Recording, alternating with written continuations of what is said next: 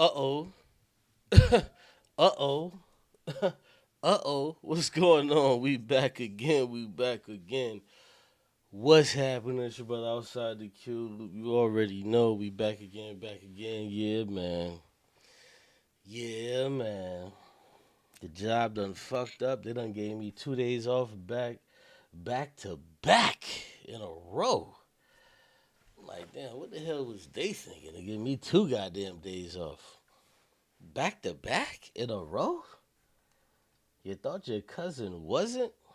Yeah. So yeah, we back, man. We definitely back, man. You know, I was gone for a minute. I was definitely gone for a minute, man.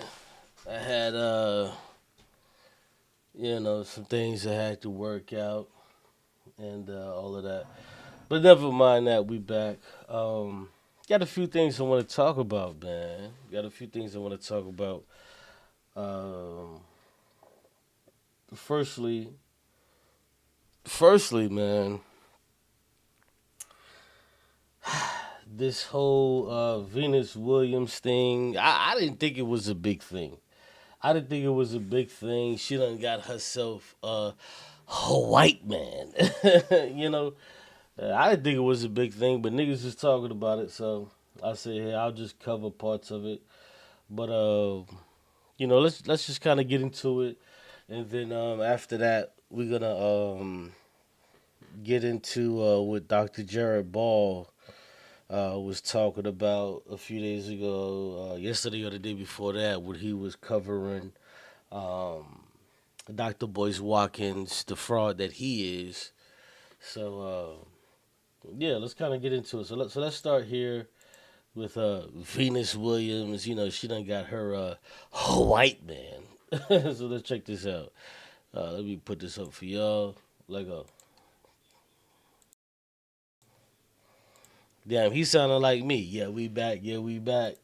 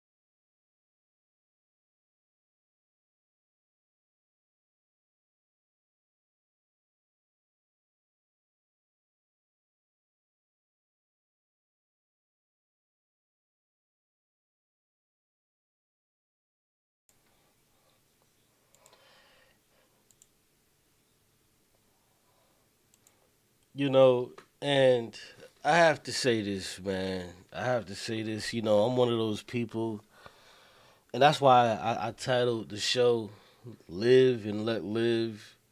But capitalism, because we're obviously going to deal with the capitalism portion a little bit later. You know, I'm black. I prefer black people to be with black people, but at the end of the day, man, if the winds of destiny take you somewhere else, then okay. I'm cool with that. I used to be one of those people, when I was pro black. Well, let me take that back. Not when I was pro black, because I still am pro black. But when I was on a different level, I used to be like, man, I was one of those people, and I'm just gonna keep it a buck, bro. You know, let's get into honesty hour. Let's get into honesty hour, and I'm gonna be honest with y'all. When I would go throughout stores and shit like that, or the mall or whatever, and I would see a black woman with a white dude, I would look and I would be like, huh?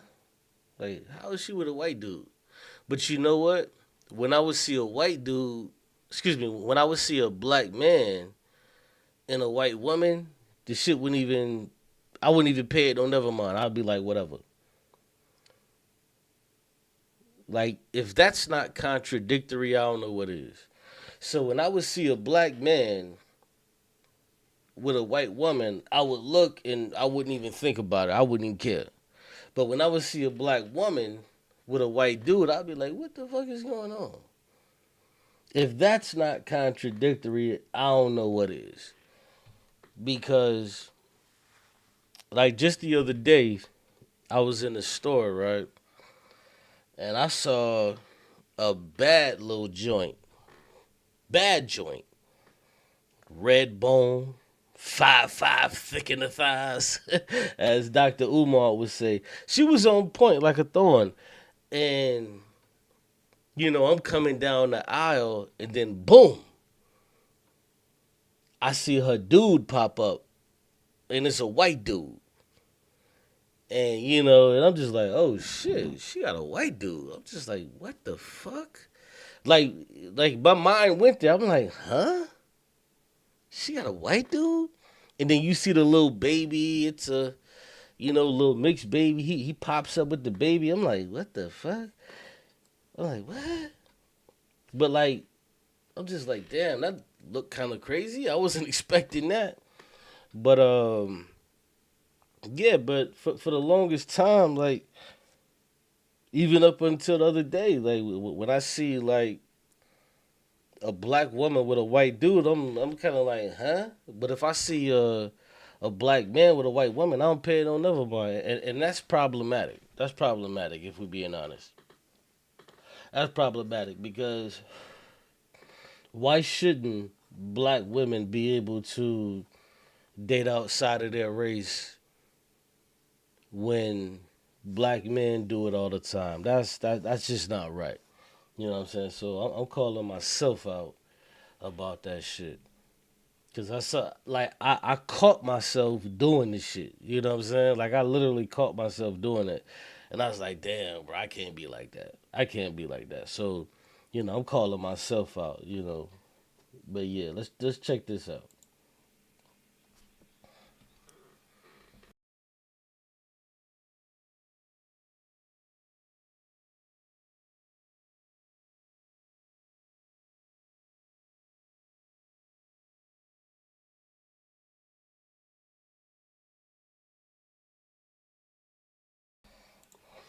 But see, here is my thing though. Here is my thing though.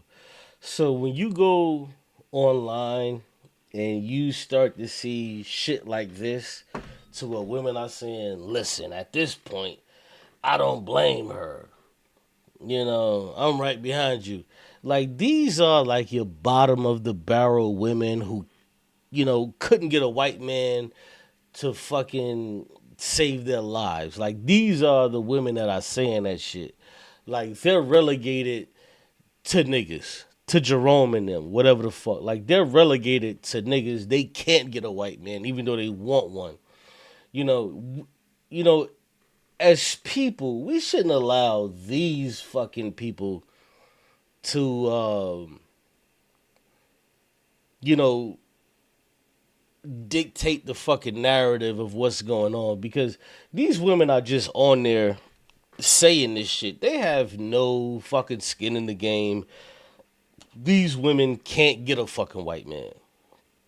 Like, the women that can actually get a white man is usually gonna be, you know, your light skinned ones. Them motherfuckers, they can get a white man, but most dark skinned women, they can't get a white man, and if they do get one, it's like they're treated as a pet a lot of times. Not all the times, but they're treated as a fucking pet. You know, they get taken to their parents' house and they want to touch their hair and shit like that. Not all of them, but I'm just saying, like, but this is not something that should push the narrative, and people should feel no type of way.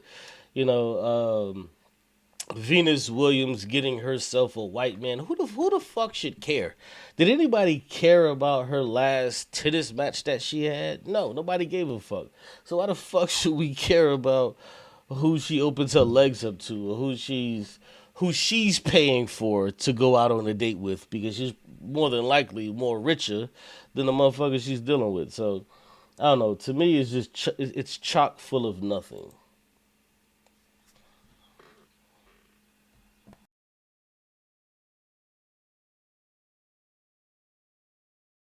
Love. This person said, go where you are loved. That is it, and that is all. This person said at the top, I'm about to go over there too. Person at the bottom said, go where you are appreciated. It don't matter the color. Person at the bottom said, always go where you are celebrated. This person said at the top, I love this for her. The person on the bottom, But see, if you notice, we see the same thing. There's a bunch of women saying, go where you are love. I love this for you. Oh my God, you go girl. All of this other stupid shit. Like, that's all it is, bro. It's just a bunch of women who can't get white men that are parading this shit around. You know, like, they're the ones that are parading this shit around. These motherfuckers that are online do not have white men. They can't get white men. They would love to get a white man, but they can't get a white man. You know what I'm saying?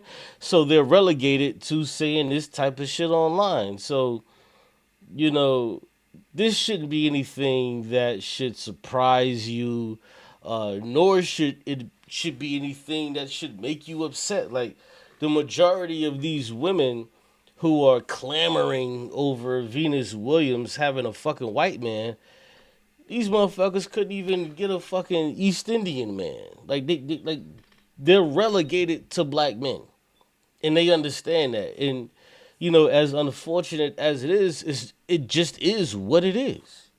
Let's go. I love this for her. The person on the bottom, I'm going to be right there with the Williams sisters. The person at the bottom, I love this for her. But Lord knows if it were me with a black man, they would want to murder me and him. Love is love. Okay, wait, I think that was a white woman. Never mind. I thought the person at the bottom, that's a white woman. Never mind. But anyway, let's continue. This person said, black women deserve all the love. This person said, it's nothing like a black woman's happiness. This person said, go where you are adored, and that has no color. I am so.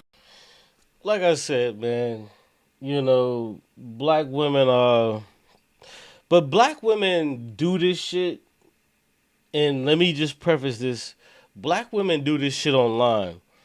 They do this online when a black woman gets a white man. They do this shit online. In reality, in real life, and people that you actually know, they not on that fucking type of time. This is the shit that they fantasize about, but this is not what they're doing, you know, in their daily fucking lives. They understand what's going on. And just as I said that the majority of these fucking black women are reduced to only dealing with fucking Tyrone, a lot of black men, they're reduced to only dealing with fucking Taisha. So let's not get it the fuck twisted. Let's not get it twisted. Let's not misconstrue any fucking thing here.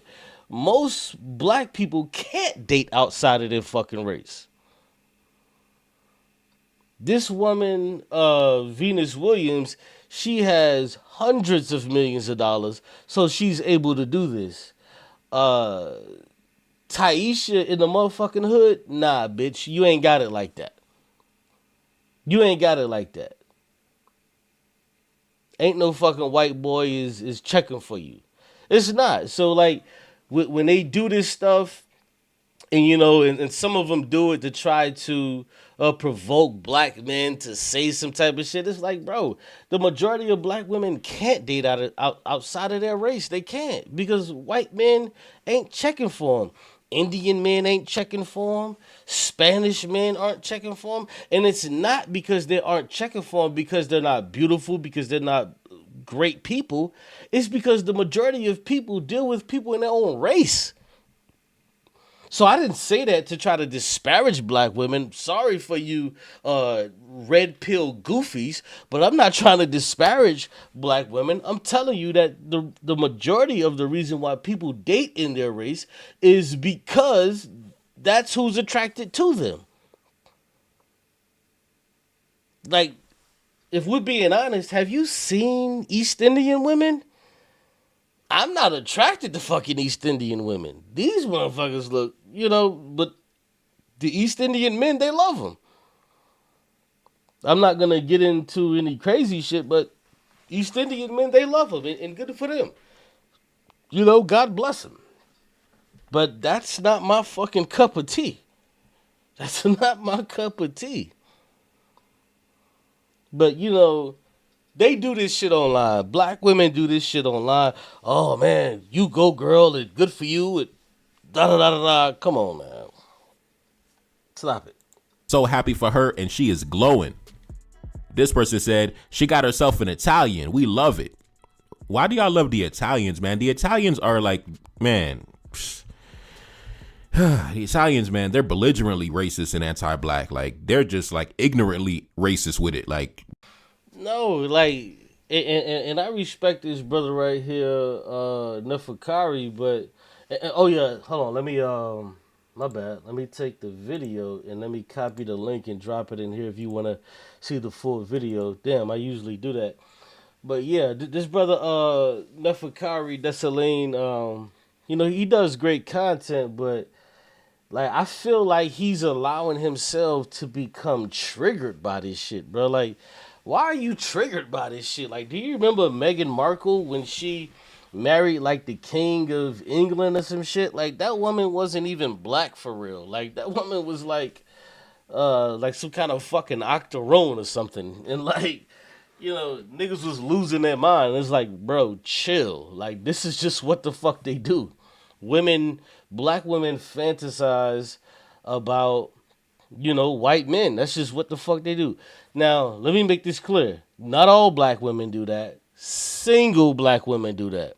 But if a black woman has a nigga who's a ride or die nigga and that nigga down for whatever and down forever, she don't give a fuck about what the fuck some goddamn Italian cracker's doing with his fucking day-to-day life and not thinking about how she can enhance it. Nigga, please. That black woman is thinking about her motherfucking man and what the fuck she's about to cook for fucking dinner.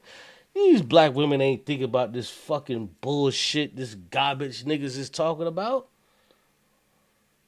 So this is what I'm saying. Like, don't allow this stuff to trigger you. If you're a black man, like, don't allow this stuff to trigger you. Oh, Venus Williams got some kind of cracker. No, bro. Don't allow this shit to even get into your fucking zeitgeist. The reason why, what's her sister name? Serena. The reason why Serena was even able to go out and get a fucking white man is because the money that she makes. Like, stop it. When you look in like the basketball world and the football, think about this. Remember that show Basketball Wives and all of that shit? What do we all say? We all say the same thing. Damn, why is it all of these niggas be fucking the same hoes? They pass around the same girls. Why do they do that? The nigga from the Wizards has a baby mama with the same nigga with the nigga from the Clippers, and it's the same. Like what? Like what's like regular niggas? We look at it and be like, what the hell is going on? So this is like the same shit. Like these niggas live in bizarro world. They don't live in regular life. These motherfuckers, these motherfuckers are not trying to figure out how they gonna pay their motherfucking light bill tomorrow. They're not thinking about that shit, nigga. You are. So when you trying to figure out, oh, Venus or Serena got to fuck a white man, nigga, you wasting your fucking time. You thinking about why the fuck he or she got a fucking white man or a white girl, and bitch, you can't pay your motherfucking rent. Fuck is you talking about? You're wasting your time. These people don't give a fuck about you.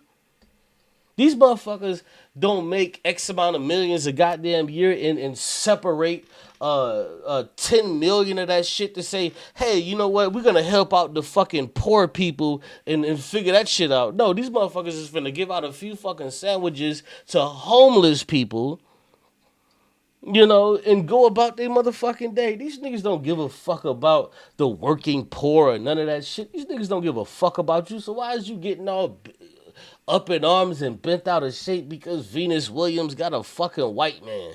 Some motherfucker who, you know, she's the fucking paymaster and the nigga may be gone in a day or two. Knock it the fuck off.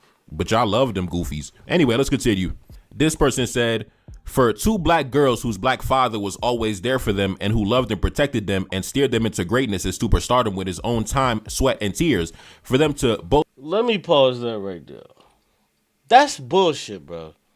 I don't give a fuck about two black girls whose black father, bro. That don't mean shit, bro. Listen, what these people are talking about, they're talking about two black girls when they were two black girls. These are no longer two black girls. These are two black idiots at this point. They're two black idiots. They're not just two black girls. They're two black idiots. These are two black capitalists. These people are not those same girls that's from the hood. They're not that anymore. You have to understand when people become wealthy, not rich. When people become wealthy, they're not akin to you anymore. For two black girls whose black father was always there for them and loved them and protected them and steered them into greatness, well, hold on. If we're being honest, how the fuck do you know that this white dude or whatever the fuck ain't gonna steer them into greatness? Like, you niggas gotta stop that shit. Just because it's a white motherfucker, white people, so no white people can be good? What the fuck are we talking about? No white people can be good. White man bad, everything else good. Stop that shit. That's not how this shit works. Nobody lives their fucking life like that. Black man good, white man bad. Like, man, come on, bro, stop. This is retarded. Them and steered them into greatness and superstardom with his own time, sweat, and tears. For them to both choose men who look nothing like him, it needs to be studied. You mean to tell me that both of them chose the other side? None of them said, I want a strong black king like my father? Wow. Now, I will say this, though. I will say this. And there is something to be said about it. I don't want to mince words. I want to make it clear. When you choose a mate that does not look like your family that you saw all your fucking life, and you begin to produce with a person and it changes your family dynamic, that does say something. That does say something about you. Now that that's not something that we can argue. That there's something there. There's something there. We don't know what that thing is that's there, but there is something there to where you want to change your whole fucking family dynamic. Because when I was coming up, everybody was fucking black. And I see no need to fucking change that. I see no need to change that. But if that is changed, then we have to look into my psyche and try to figure out why the fuck does Cube want Ling Ling or such as why is he venturing out to deal with, so and so versus dealing with a black, like, why is he doing that? That part is true. We can look into it, but it doesn't mean that, Cube is a bad person. No. If you decide to date somebody out of your race, you just decide to do it. But there is something to fuck there. There is something there. That's not something that we can run away from. So while I say, yeah, you can do whatever you want to do, it doesn't mean that we can just totally not give a fuck about why you're doing what you're doing. You're doing that shit for a reason. Now, whatever reason you're doing it for doesn't mean that we have to point it out, throw it all up in your face, and try to make you feel like shit because you fucking with a white man or a Latina or a Latino or whatever the fuck the case is. No, we don't have to throw it in your face and try to make you feel like shit. But there is a reason why you're doing it, especially if you came up in a group or a family group to where everybody was black. And me personally, that's something that's difficult for me that I struggle with because it's hard for me not to deal with a black woman. I ain't gonna lie, it's hard for me. It's very difficult for me not to deal with a black woman. Can I have sex? Can I fuck other women? Yes, that does take place. But as far as like dealing with a woman, nah, man. Like it's something about dealing with a black woman that's just near and dear that just makes me whole, and that's me. Maybe it's not you motherfuckers, but it's me. There's something about dealing with a black woman that makes me whole. You know, maybe it's just me, but I prefer to deal with motherfuckers who can understand jokes and who can understand little shit that I talk about. I prefer that. You know, I don't want to have to give a fucking 20-page essay about every fucking thing when I want to talk about something. Like, I couldn't imagine having a white woman and having to fucking explain certain shit. Like, if you're dealing with a black woman, like, she just kind of understand. Like when you come out this store and she's sitting in the car, and when you get in the car, you be like, these motherfuckers. She know what you mean. You don't have to explain anything. She knows exactly what you mean. All you got to do is get in the car and say, God damn these motherfuckers. She know what you mean. There's no fucking 30-page essay that needs to be brought about. She understands exactly what you mean. She knows what you're talking about. But if you're talking to a white motherfucker or East Indian person or Hispanic, you gotta kind of go through the whole fucking rigmarole. You gotta go through everything and explain why the fuck all of this shit is happening to you. Not that it's a difficult thing, but I'm just not interested in doing that. Wow. Did the tennis world have such a great psychological impact on them as far as what they had to endure looking the way they looked, and they decided to not want black offspring, but rather some light-skinned, curly-haired offspring so they might have it easier in life? I'm curious. I want to know. Now, today's video is not necessarily going to... And let me say this because since he said it, he is correct about what he just said about the light skin, curlied hair, and having a better life. Because these motherfuckers, if you're light skinned with the curly hair, you do get picked a lot of times for no fault of your own more than the dark skinned, coarse haired motherfuckers. You just do. We know this to be a fact. Anybody saying, well, you're a liar. We know this shit to be a fact. We know it to be a fact. If you got a motherfucker standing behind you and you at the ATM, and if it's some light-skinned chick with curly fucking hair and she's some kind of mixed woman, you probably won't feel no type of way. But if it's a 6'2" motherfucking dark-skinned nigga and he got a hoodie on, nigga, you finna be looking, you know what I'm saying, on both sides trying to make sure, like, yo, let me hurry up and get the fuck out of this shit. It just is what it is. Like we call white people racist for feeling that fucking way, but nigga, I feel that fucking way.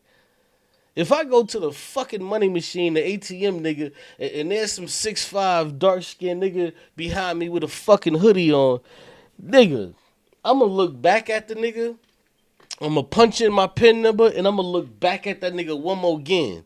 Just so he know that I know, nigga, this shit won't be sweet. If it does go down, it won't be sweet. But that nigga's just there trying to get his motherfucking money. That nigga ain't thinking about you. He just trying to get his motherfucking money. Bitch, you getting yours.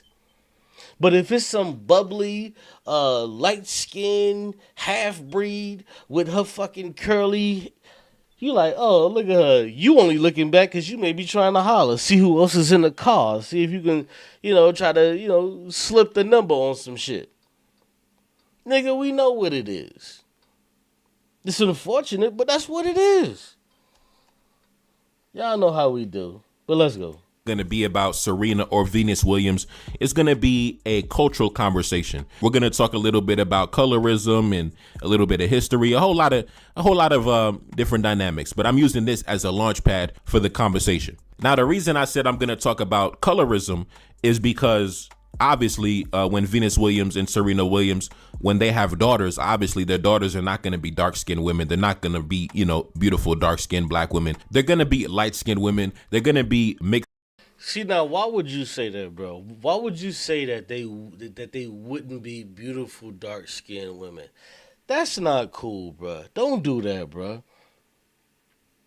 I understand that dark skinned women don't get their fucking just due. I get it.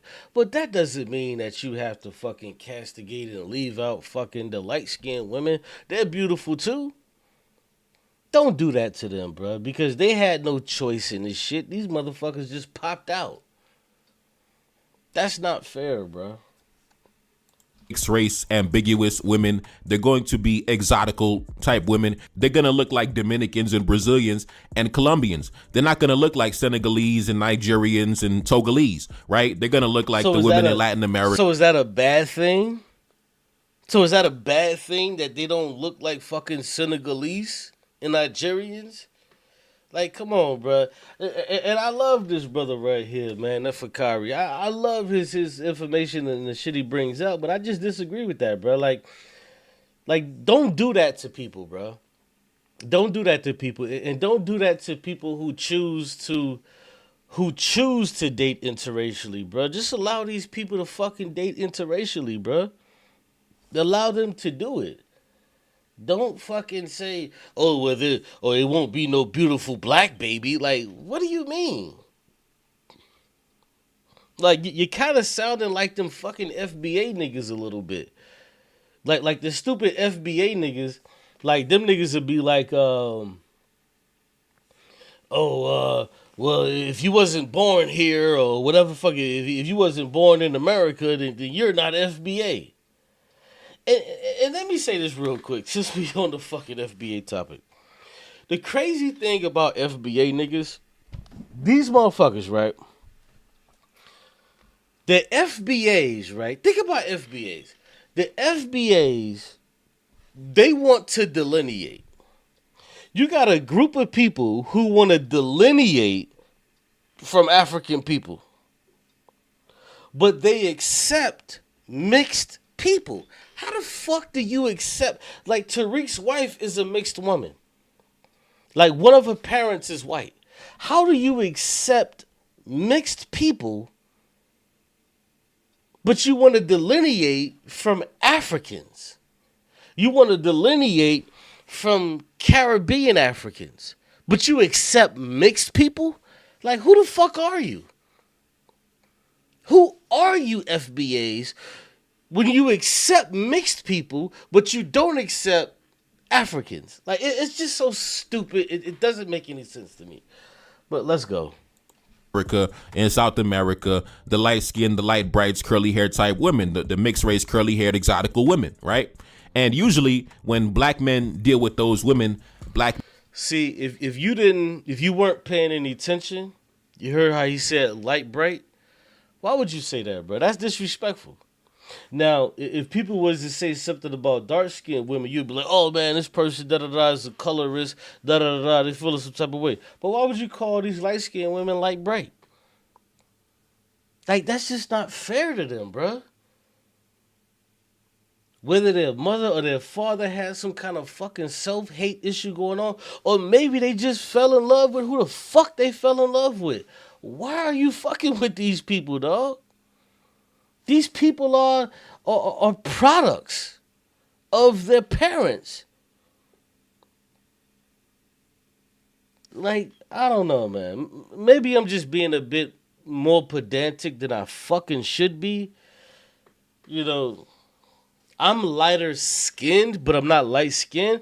But it's like, damn, bro. Like, why's you fucking with people? Like, I don't have a white parent, but it's like, bro, like, come on, my nigga. Like, damn.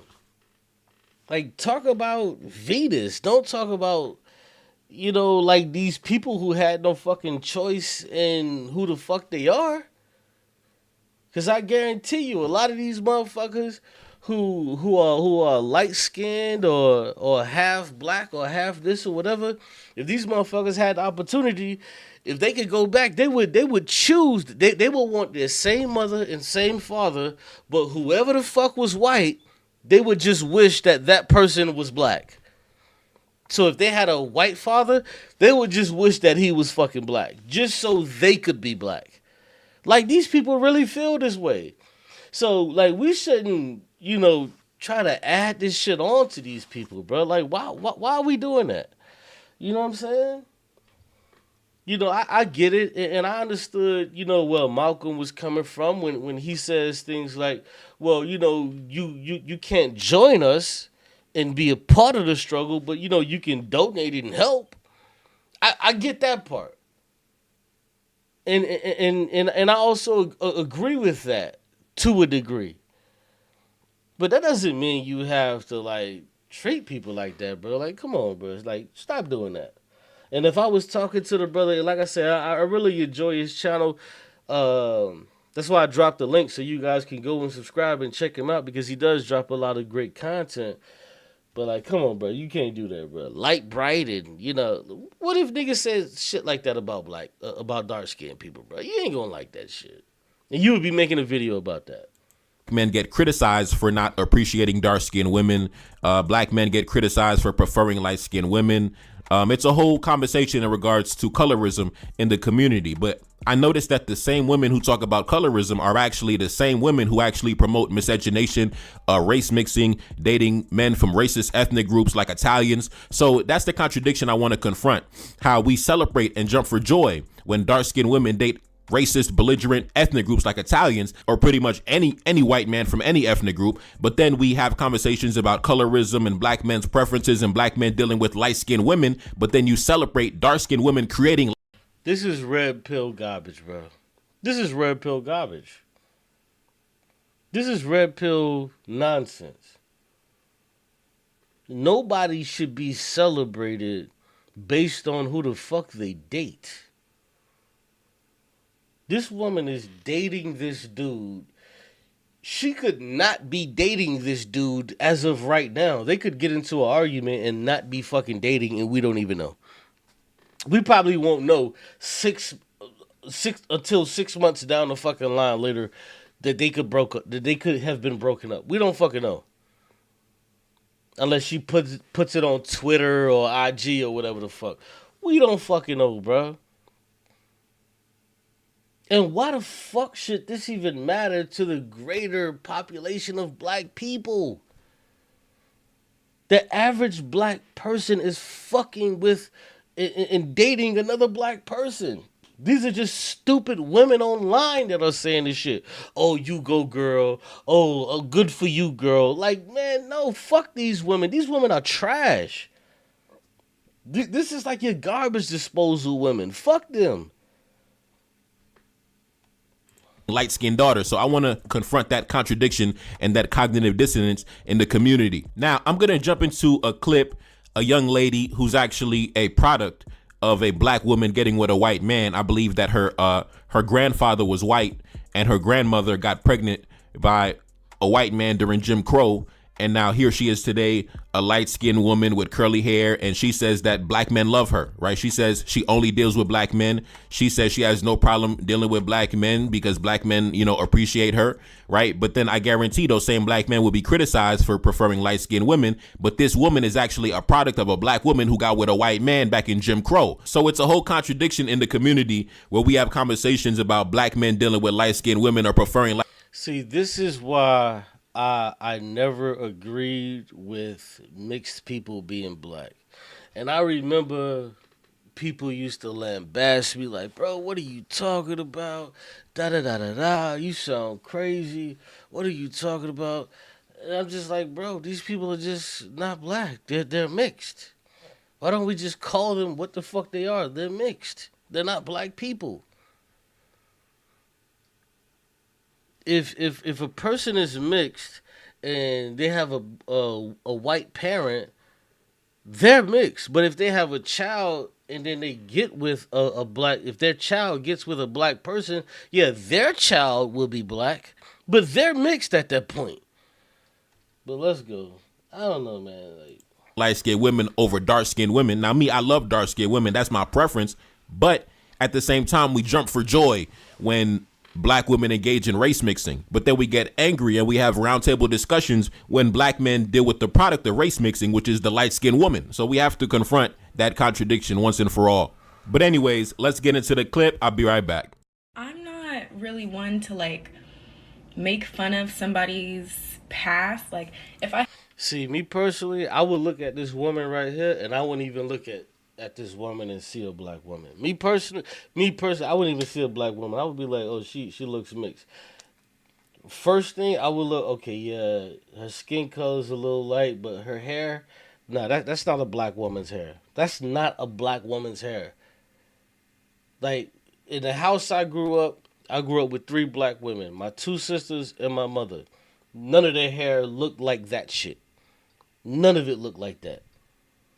In her house, a hot comb was fucking foreign. The shit didn't exist. In this woman's home, a hot comb was foreign. The shit that you sit on the motherfucking stove and then you gotta put that shit was foreign. That shit didn't exist in her fucking home. You wanna know why? It's because her hair didn't require it. It didn't require it. So I wouldn't even look at this woman as a black woman. find out you used to talk to someone, I'm not really one to like go in on those girls' looks. But what I will judge you for is messing with white women. If I find out you mess with white women, you're just knocked down a couple notches. This woman is more than likely approximately 50%, maybe 60% white, and she's talking about if you fuck with white women. Woman, lady, you have Europeans swimming in 60% of your fucking gene pool, and you're talking about white people. What the fuck are you talking about? This makes no sense to me. What are you talking about for real? You're like, with all things being considered, you are European. The way how you talk, the way how you act, you are European. And you talk about if you find a nigga that's talking, that had conversations or dealt with a white woman in the past, you don't want to deal with them, good. Thank you. You just fucking saved me a goddamn headache. Like, that puts you in a certain category. It just deters me from like having certain conversations with you. Like, now I feel like you really are down with white people for real, and I don't get down with that. Another reason. She's talking like she's conscious. She's talking like she's conscious and she understands what's really going on in the world. She has no fucking idea what's going on in the world. This woman probably can't even pay her fucking card note, and she wants the nigga to pay. Like, girl, sit the fuck down. What are you talking about? What the fuck are you really talking about? You have no idea of what's the fuck actually going on in the real world. Reason why I don't date outside my race is because even though both my parents are black. Hold on. The reason she doesn't date outside of her race. What are you talking about? This is, with all things being considered, this is damn near a white woman talking about she doesn't date outside of her race. What are you talking about? What do you mean you don't date outside of your race? You do not have a definitive race. If we start lining up who the fuck is black, who the fuck is white, who the fuck is Asian, who the fuck is, you wouldn't be put into a category. You're racially ambiguous. So what the fuck are you talking about dating outside of your race? Like, this is what kills me about these mixed motherfuckers and FBAs. These motherfuckers allow this shit. You allow people like this to talk this nonsense. What the fuck are you talking to me about dating outside of your race when half of you is fucking white? What are you talking about? What is there to fucking talk about? See, the reason why I don't talk to people outside of my race, woman, your fucking daddy is a fucking cracker. What are you talking about? Black, my genetics are a little bit shaky. I cannot guarantee that if I had a child with a non-black man, that child would also look black. It would probably come out racially ambiguous. Like, Right, and that's my fucking point. If you had a child with a non-black person, it's gonna look like a fucking Arab or some shit. And this is what we're talking about. That child would not be able to go to school or wherever the fuck is saying black. What they're gonna be saying in class is, "What are you?" That's what they're gonna say. An Asian kid, you don't. Asian kid, nobody asks an Asian kid, "What are you?" Nobody asks a black kid, "What are you?" Nobody asks a white kid, "What are you?" We don't ask them that shit. You motherfuckers that look like that, we ask you that. What are you? We ask you that shit because we don't fucking know, so we won't offend you. So we won't offend you further. Well, if I had a child with a non-black, yes. The only reason that your child would even look black is if you have a child with a black person. And it can't be no fucking light-skinned nigga because it's gonna look like a fucking Arab. It's gonna look like a fucking sand nigga. Let's just talk real, bro. Let's keep this shit all the way 100.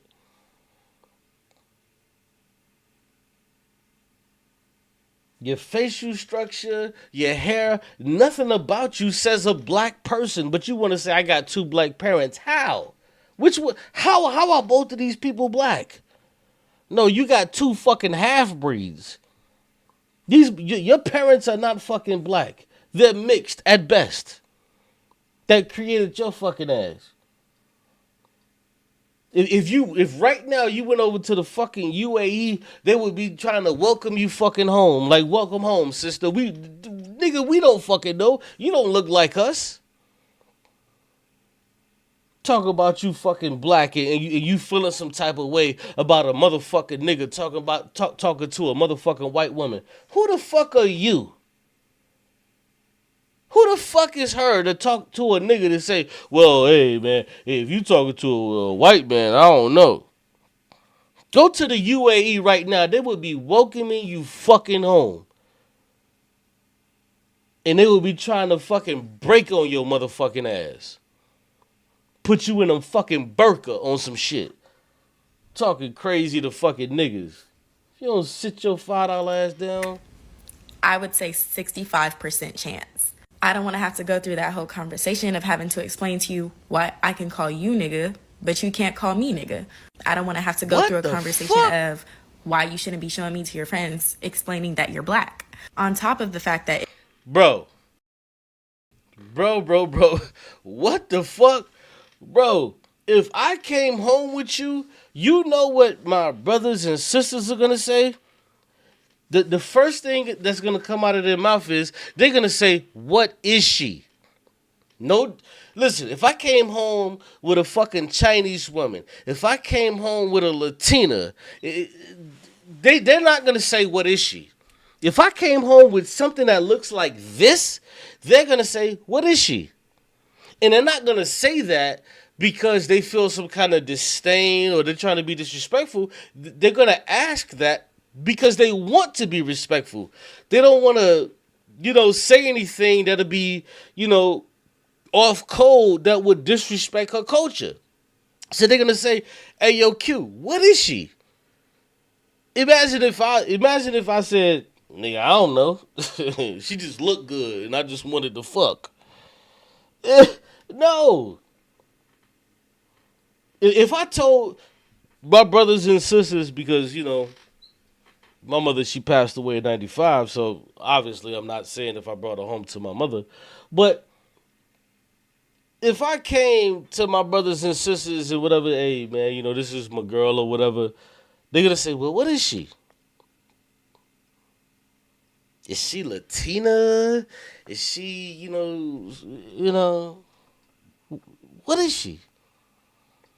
Listen, with a woman that looked like this, if I would have told them, yeah, man, she's an Arab, you know what? They would believe it. They would fucking believe it. If I told them, if I told my brothers and sisters, yeah, I'm fucking with Shorty, she's an Arab, they would believe it. But if I was fucking with somebody like Lupita Nyong'o, I could be like, yeah, man, Shorty's an Arab. They'll be like, nigga, you funny as shit. You a wild boy. Nigga, stop playing. What tribe she from? Red dot of feather. Nigga, stop playing. Get out of here. If my child chooses to have kids with a non-black person, there goes our lineage. We look like Diana Ross's family. And you guys keep talking. What do you mean there goes your lineage? You already look like the people that you're claiming that you don't want to look like. You are a shade away. You are a hot curling iron away from these motherfuckers. What is she talking about? Man, hey, I'm sorry. I'm not trying to be disrespectful to mixed women or whatever the fuck. I'm not trying to be disrespectful.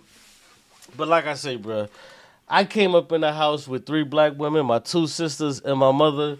And none of these motherfuckers look like none of these motherfuckers that's on the screen right now. None of their hair was frizzy, looked all crazy. No. Fuck no, nigga. Hell no, nigga.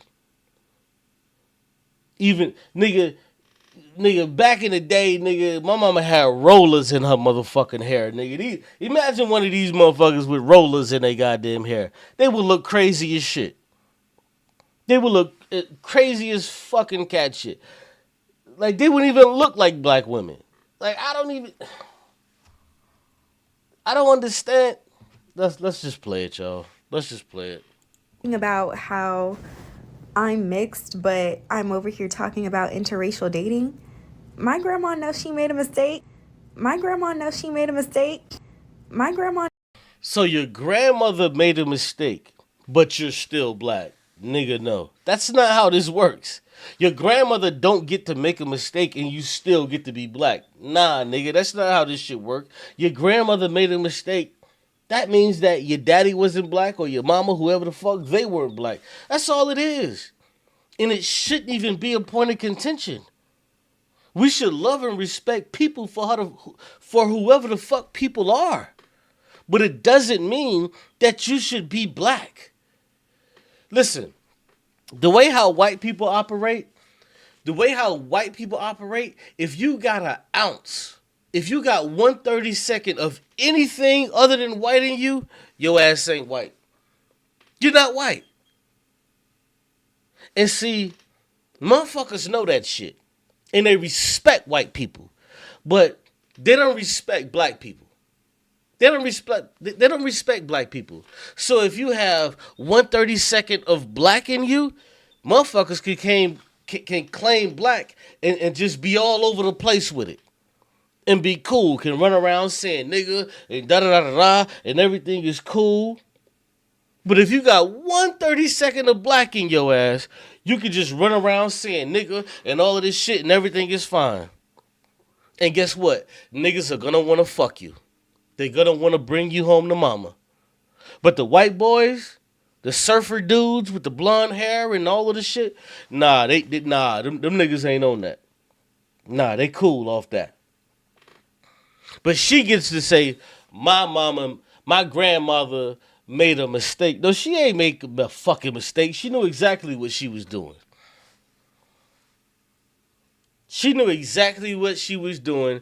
She shitted out your mother, and your mother shitted your ass out. And this is what we're dealing with. I know she made a mistake. All right, we back. Now, in the first clip, when she explained her reasoning, why she only deals with black men who only deal with black women is the same reason why I only deal with black women who only deal with black men, right? But for some reason, when the black man says it, everybody gets upset. But when they use the same reasoning, all of a sudden it makes sense. But anyway, that's not the main point. But it was funny to me how she said one of the main reasons why she only deals with black men exclusively is because she's trying to course correct the mistake that her grandmother made. Because apparently back during Jim Crow, when black men were being hung from trees and being murdered in the streets, her grandmother was backing it up for the white man. So she says because Right. And now it's like a talking point. Like, nigga, no. If your grandmother was backing it up for the fucking white man, and allowing that nigga to hit it, doggy style and all of that shit, nah, like, that's not what we doing. You don't get to be black because you have one fucking 30-second of black blood. Are you white because you have 1/32 of black blood? Because this is what these stupid FBA niggas do. They say, "Hey, I have a grandmother who had a grandmother who also had a grandmother that told me that we're Native American Indian." These niggas can have 1.5% fucking Native American blood in them, and now they're Native American. It's like, what? So you're gonna just wash away all of the fucking 92% of African that's in your fucking black ass just to agree with that fucking 1.5%? Nigga, stop it. Stop it. You got fucking 90% African, you got 1.5% that's fucking Native American, and the other fucking 8.5 is fucking European. Why you ain't claiming the European? Why aren't you white? You want to know why you're not claiming to be white? Because these crackers won't allow you to do it. They won't allow you to claim to be white.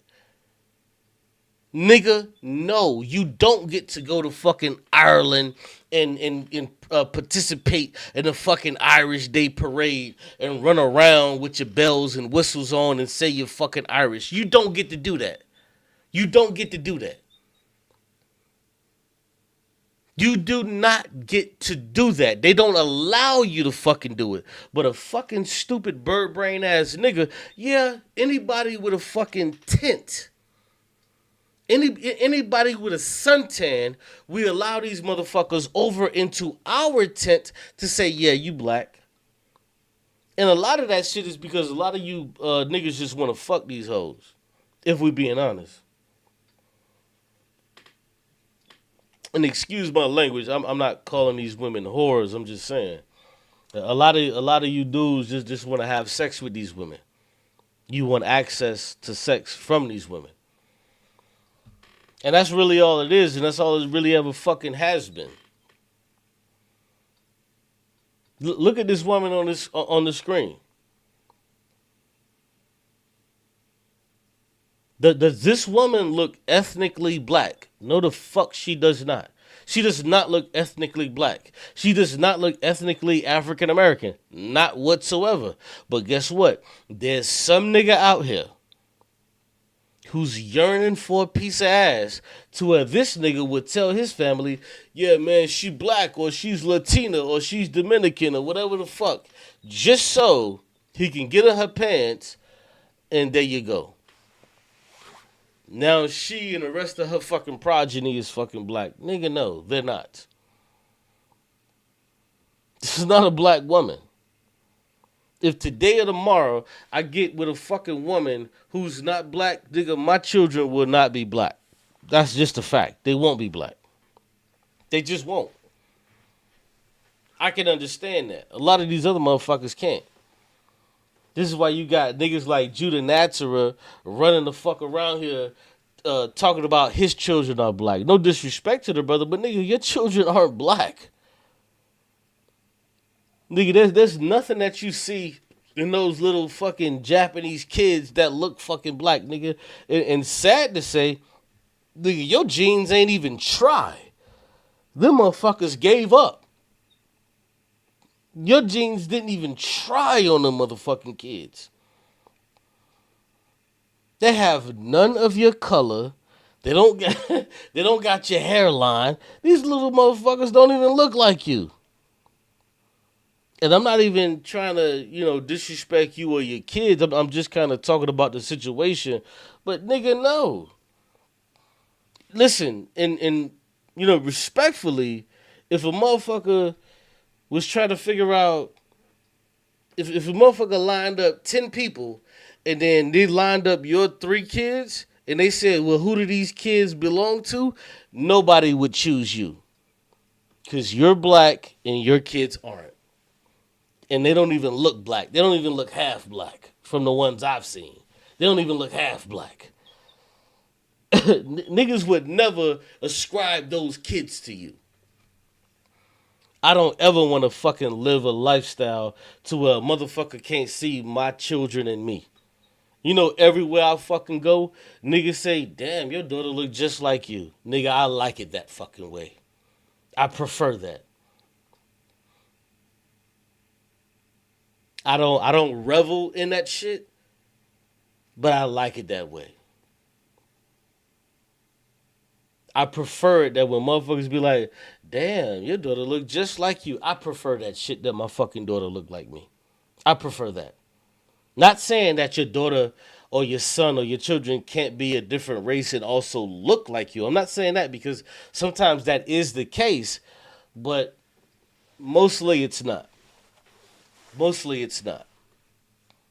Most of the time when you have a mixed child, the motherfuckers don't look like either of the fucking parents.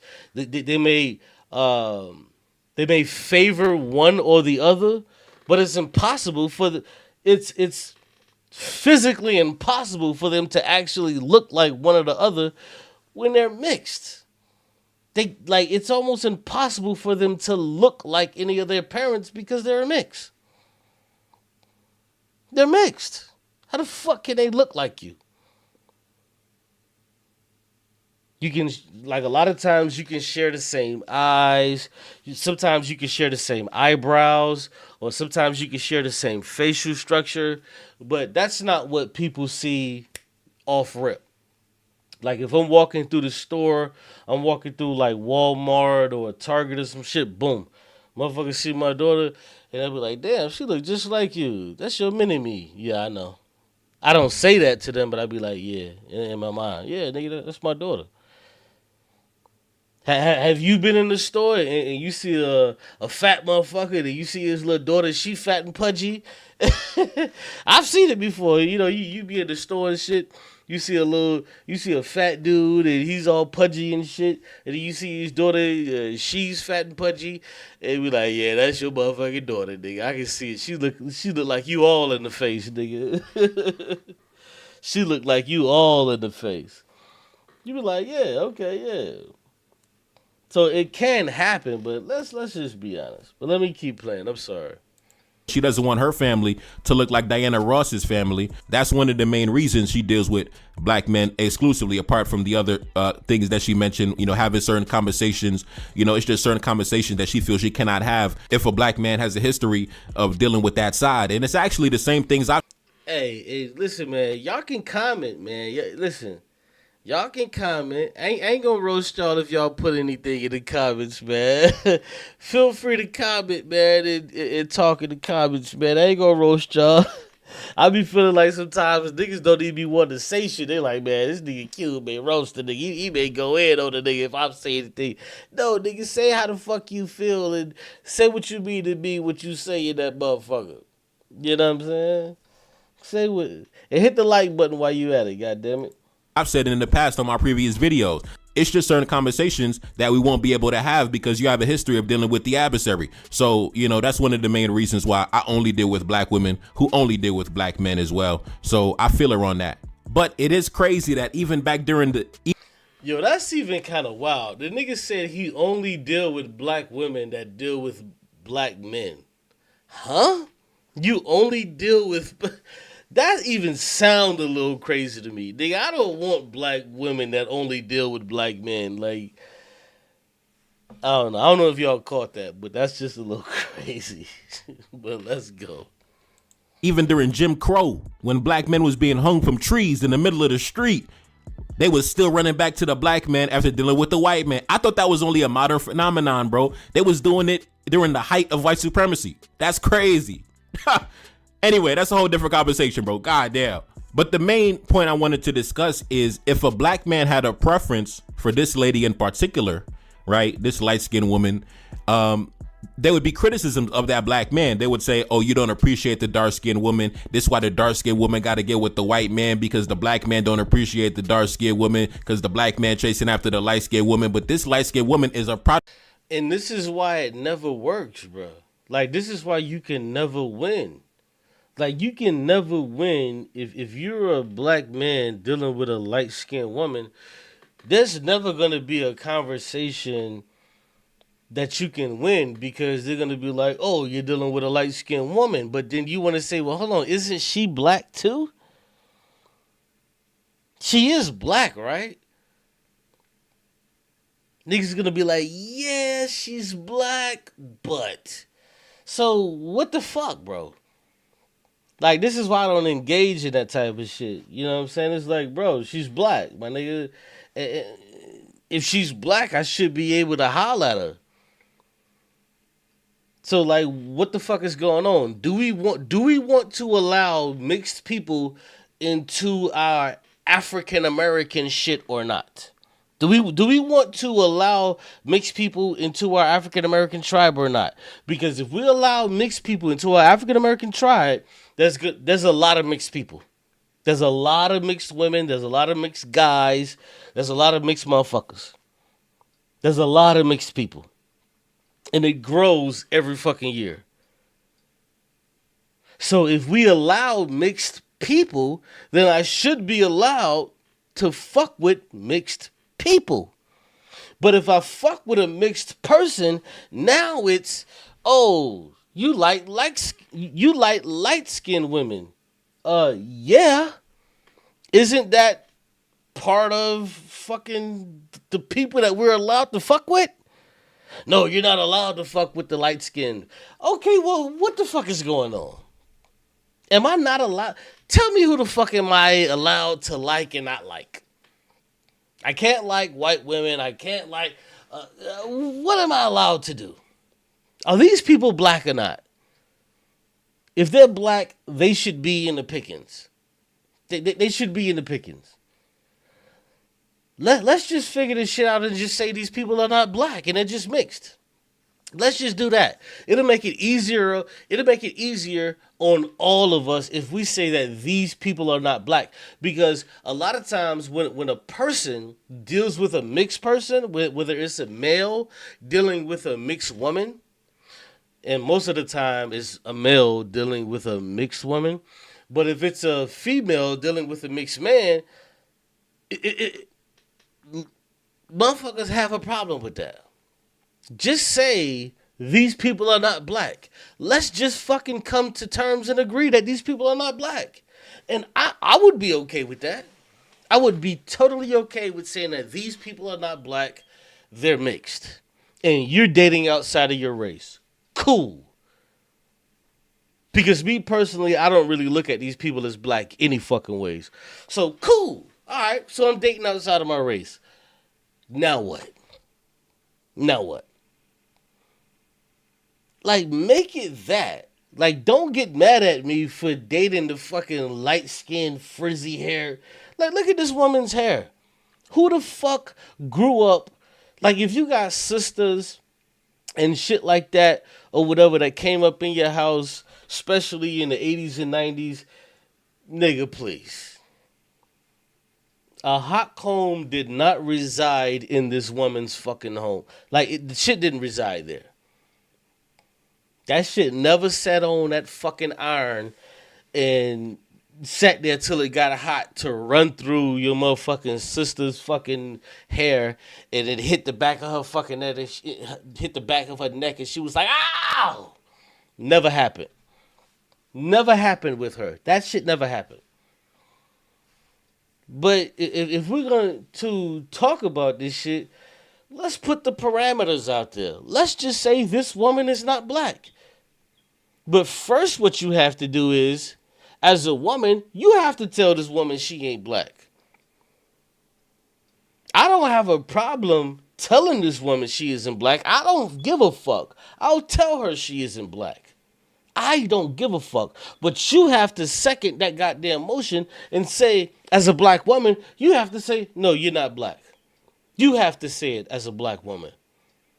Because women that look like her, me personally, and like I say, this is just me. Me personally, women that look like her, I don't think that they're black. Most of them. Most of them that look like that, they're not black. Most women that look like that, they're mixed. They're mixed. And I don't have a problem with mixed women. I don't got a problem with white women or whatever the fuck or whoever the fuck you choose to date. I don't have a problem with it. But there has to be some kind of consensus that we have to come together and we have to say these things. Because don't get mad at me when I choose the light-skinned woman that don't put grease in her motherfucking hair. She chooses to go get the shit from the other aisle. Because when you go to Walmart, they got the aisle for black people, and then when you go to the next aisle, they got the aisle for the mixed people. And then when you go to the other aisle, they got the aisle for the white people. The shit that they use on their hair. I don't know if y'all noticed that, but I'm a father, so I go into these aisles, nigga. I go into these aisles. So the shit that my daughter use on her fucking hair, nigga, it ain't the shit that's on that next aisle that the mixed motherfuckers use on their hair. That shit is more softer and whatever. But that shit on that other aisle, what the white people use, it's even softer. The shit that black folk actually put in our fucking hair, nigga, I'm on that aisle, nigga. Cause I got long hair and I got dreads, nigga. So, yeah, we know what the fuck. And I'm a nigga, and I ain't no regular father, nigga. Shit, I do my daughter's hair from time to time. I don't be braiding it, nigga. But nigga, I do her hair and I'll get up in there and and all of that shit. I'll go in the goddamn woods from time to time, nigga. You know, I'll fucking go in there.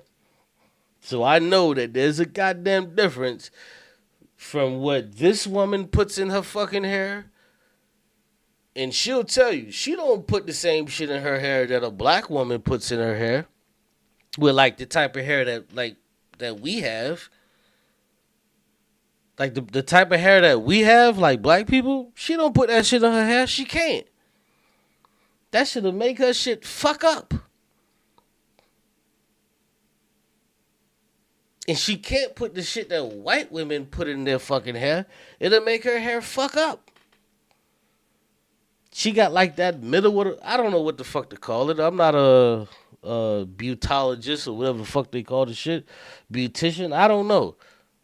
But I know when I go to fucking Walmart, nigga, there's an aisle that I go to. And I get shit for my daughter. And we have the same motherfucking type of hair, nigga. And I gotta get shit from that aisle. I can't. If I go to that next aisle, it's curly this and curly that, nigga. My daughter's hair ain't curly this or curly that. Her shit is like my shit, nigga shit. And any of you with black little girls, y'all know exactly what the fuck I'm talking about. So don't play.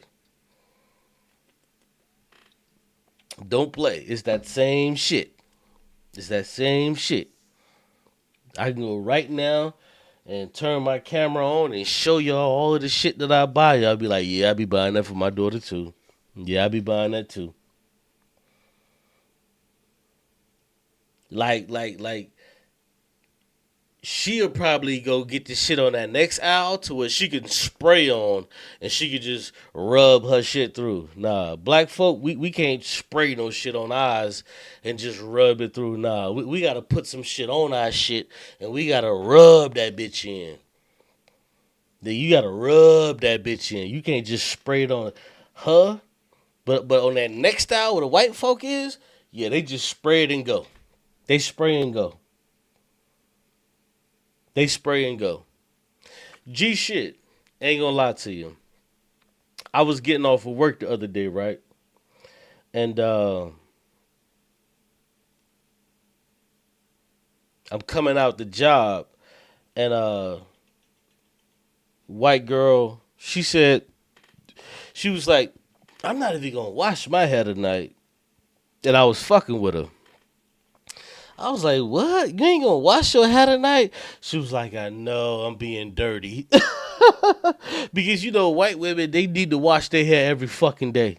They need to wash their hair every day. So I was just fucking with her. She was like, yeah, I'm not gonna wash my hair today. It's too cold. I said, what? You ain't gonna wash your hair today? Oh my God. She was like, yeah, I know I'm being dirty. I know I'm being dirty. But in my mind, I'm like, shit, bitch, I already know. I know you motherfuckers need to wash your hair every goddamn day. Nigga, black people, we don't need to wash our shit every fucking day. Nigga, what you talking about? We don't need to wash our shit every day.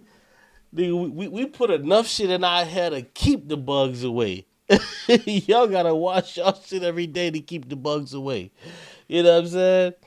So she was like, yeah, I know, but fuck it, I gotta be to work. I gotta be back to work tomorrow. Fuck it.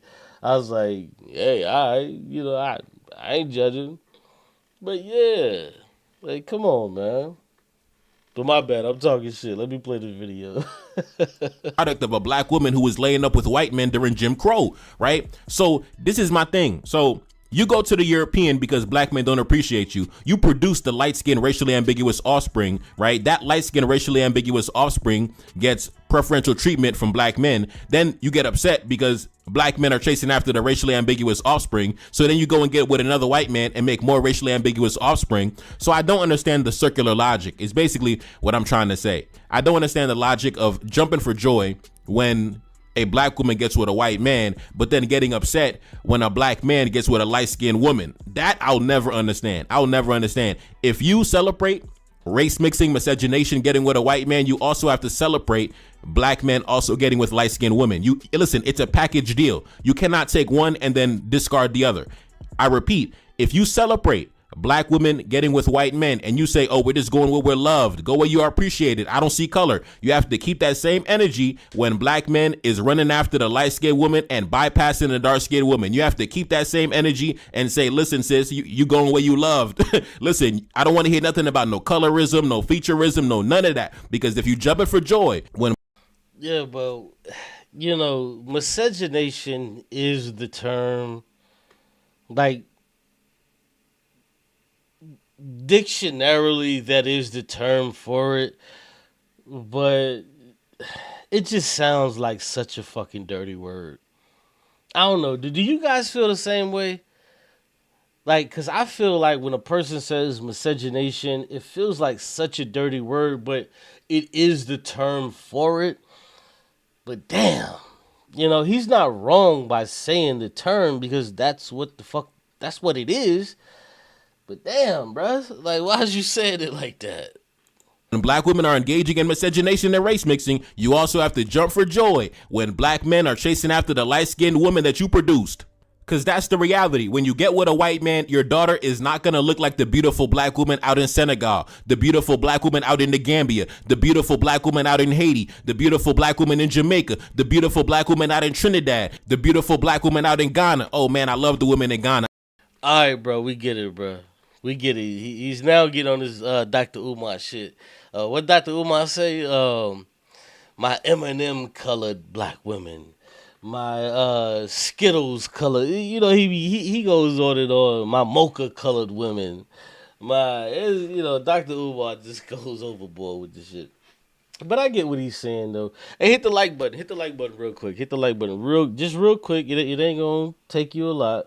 It ain't gonna take a long time. Just if you watch it on your phone, pull the shit down. Hit the like and then bring it back. That's all you got to do.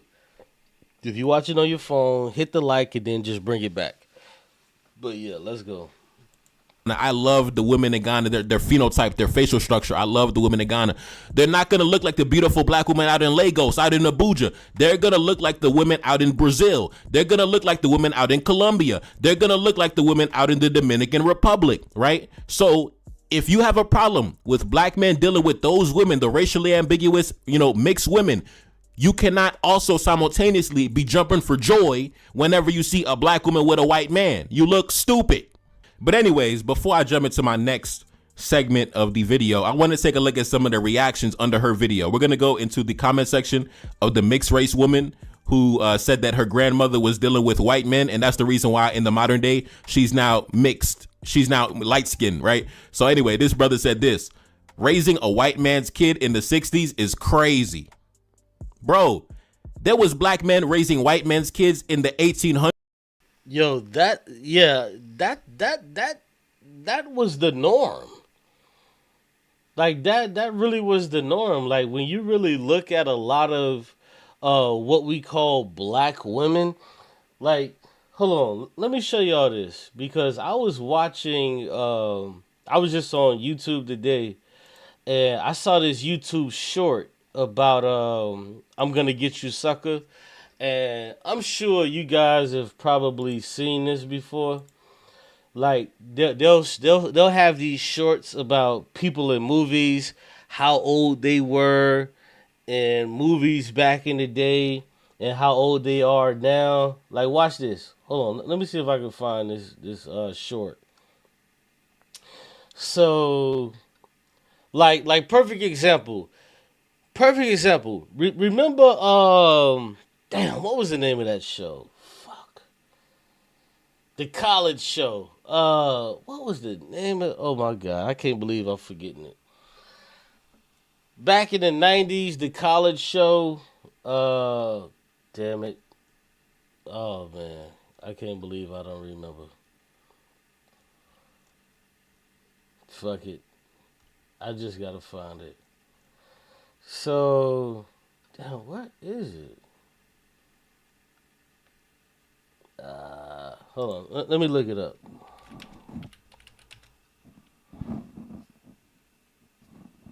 Hold on.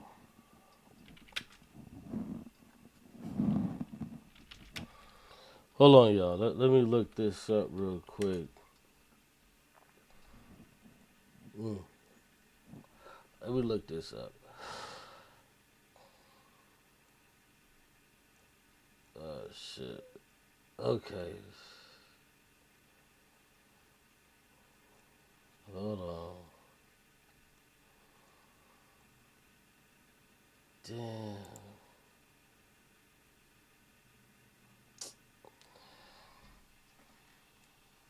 Alright, so I can't find it, but I will find it. But remember the girl from I'm Gonna Get You Sucker? She was real light skinned. She was really, really light skinned, but she was considered black. What I begin to notice about a lot of these people that are considered black, that you know, were in a lot of these sitcoms and shit. Like, perfect example. Remember damn, what is her name from the Will Smith? Somebody tell me, what was the girl name from the Will Smith show? Not Will Smith show, but she was the cousin. She was the cousin from Bel Air. When these women get older, when they're younger, they can be considered like, you know, they kind of look black. But when these motherfuckers get older, they look like old white women. Like, these motherfuckers look like old white women. And I saw this short of the cast of I'm Gonna Get You Sucker. And the lady from that show, she just looked like an old fucking white woman. I was like, damn. Oh, here it is right here. Here it is right here. Hold on, let me see. She just looked like an old white lady. Like, it's crazy. Hold on. Hold on, here it is. Hold on, y'all. Watch this shit. Check this out. Keenan Ivory Wayans as Jack Spade, age 30 in 1988. He is now 67 years old. Bernie Casey as John Slade, age 49 in 1988. He passed away in 2017 at the age of 78. Antonio Fargas as Fly Guy, age 42. Yo, that was my man right there, man. Yo, this dude right here, man. I used to love everything he was in back in the day, man. I used to love Antonio Fargas, man. I remember I was a kid.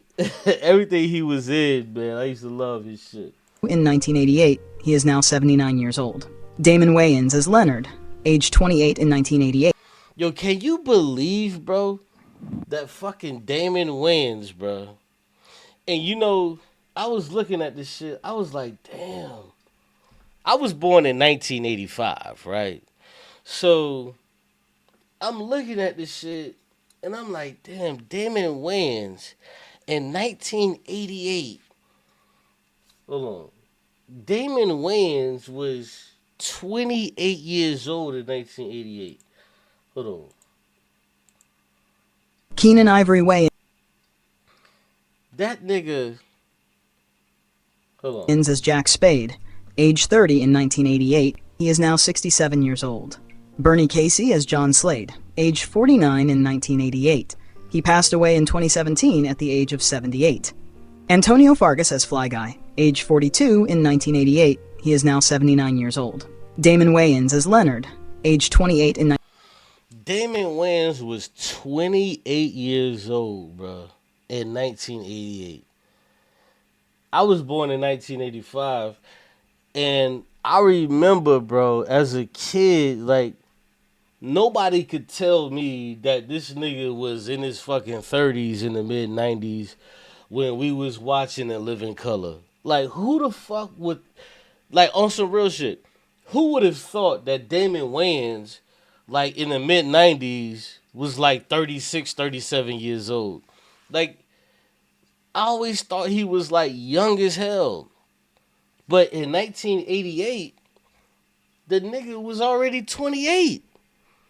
So he was born in like 1970 or some shit. Like, it never crossed my mind. Damon Wayans, bruh, was 28 years old in 1980 fucking 8. He was 28 years old. When I saw this shit today, I was like, what? Damon Wayans. 1988. He is now 65 years old. Chris Rock as the Rib Joint Customer, age 23. That's crazy. Chris Rock in 1988 was 23, bro. That's crazy. In 1988. He is now 60 years old. Kadeem Hardison as Willie, age 23 in 1988. He is now 60 years old. My man, Kadeem Hardison. That's crazy. Yo, yo, this shit right here, I was looking at this shit, I was like, damn, bro, I'm getting old. Cause these niggas, when I was a shorty, they was, you know, and I thought they was kids, but them niggas was actually adults. I thought these niggas was in their teenage years. Because a lot of these niggas was on The Living Color and a lot of that shit. I thought these niggas was in their teenage years. But these niggas was in their 20s. You know what I'm saying? Damn near in their 30s, but this nigga's 60, bro. He's 60. Old. Dawn Lewis as Cheryl Spade. Oh, man. I don't know about y'all, but I gotta say it. What's this the college show that I was talking about? What was the name of that show, man? What was the name of that show? I can't believe I'm drawing a blank. But she was in that show. Man, I used to have a crush on fucking her. What was the name of that? Come on, man. Somebody can tell me the show. What was the show? It was, damn, what was the show she was in? God damn, what was the show? It was called, God damn. I can't believe I'm drawing a blank. I had a huge crush on her back in the day, man. Like when I was a kid. Like I was a shorty. You know. And I was like, damn. Like I always fucked with her. I was like, oh my God. What was the name? What was the name of that college? I'll think of it. Age 27 in 1988. She was 27 in 1988, bro. I was 3 years old. But that show was like during the 90s or whatever. And I remember that shit. She is now 64 years old. Damn. Jeanette DuBois as Belle Brown Spade, age 56 in 1988. I remember her from she was on that other show. God damn it. I'm just drawing a blank on everything. I'm sorry. She passed away in 2020 at the age of 87. Anne Marie Johnson as Cherry, age 28 in This the lady that I was talking about. Her. I was talking about her. Now, back in the day, she passed for a black woman. This is the exact lady that I was talking about. So she passed for a black woman back in the day. But if you look at this woman, she really looks like a white woman. On all accounts, if you look at her, oh, hold on, I just remembered. A different world. That's what it was. It was a different world. Y'all remember that shit, A Different World? Yeah, maybe I'm the old nigga in here. A Different World. It was called A Different World. Back in the day, she used to pass as like a black woman. But if you look at like now, you look at it like she looks like a white woman. But watch this. in 1988. She is now 65. So now when you see this picture and she old as shit, she just kind of looks like an old white woman. She just kind of looks like an old white woman, bruh. Like, I'm looking at this shit, I'm like, damn. Like, these light-skinned motherfuckers, they eventually start to look like old white people, bruh. But yeah, it was called A Different World that Don Lewis was in. Yeah, she was in a fucking Don different Lewis is world. Cheryl Yeah, she was in a different world, bro. It was called A Different World. Damn, I'm surprised niggas don't remember that show. It was called A Different World back in the day. A Different World, man. Yeah, I used to watch that shit like every fucking day. A Different World, man. Was it? Yeah, it was a different. Yeah, it was a different world. Yeah, yeah. Spade, age 27 in 1988. She is now 64 years old. Damn, and she still look good too. You know, she's a senior citizen, but still. But yeah, though. But I was just trying to make the point about this lady right here, to where like she went all her life passing as a black woman, but like when we look at her, like she really was just like a white lady. She really was a white lady for real.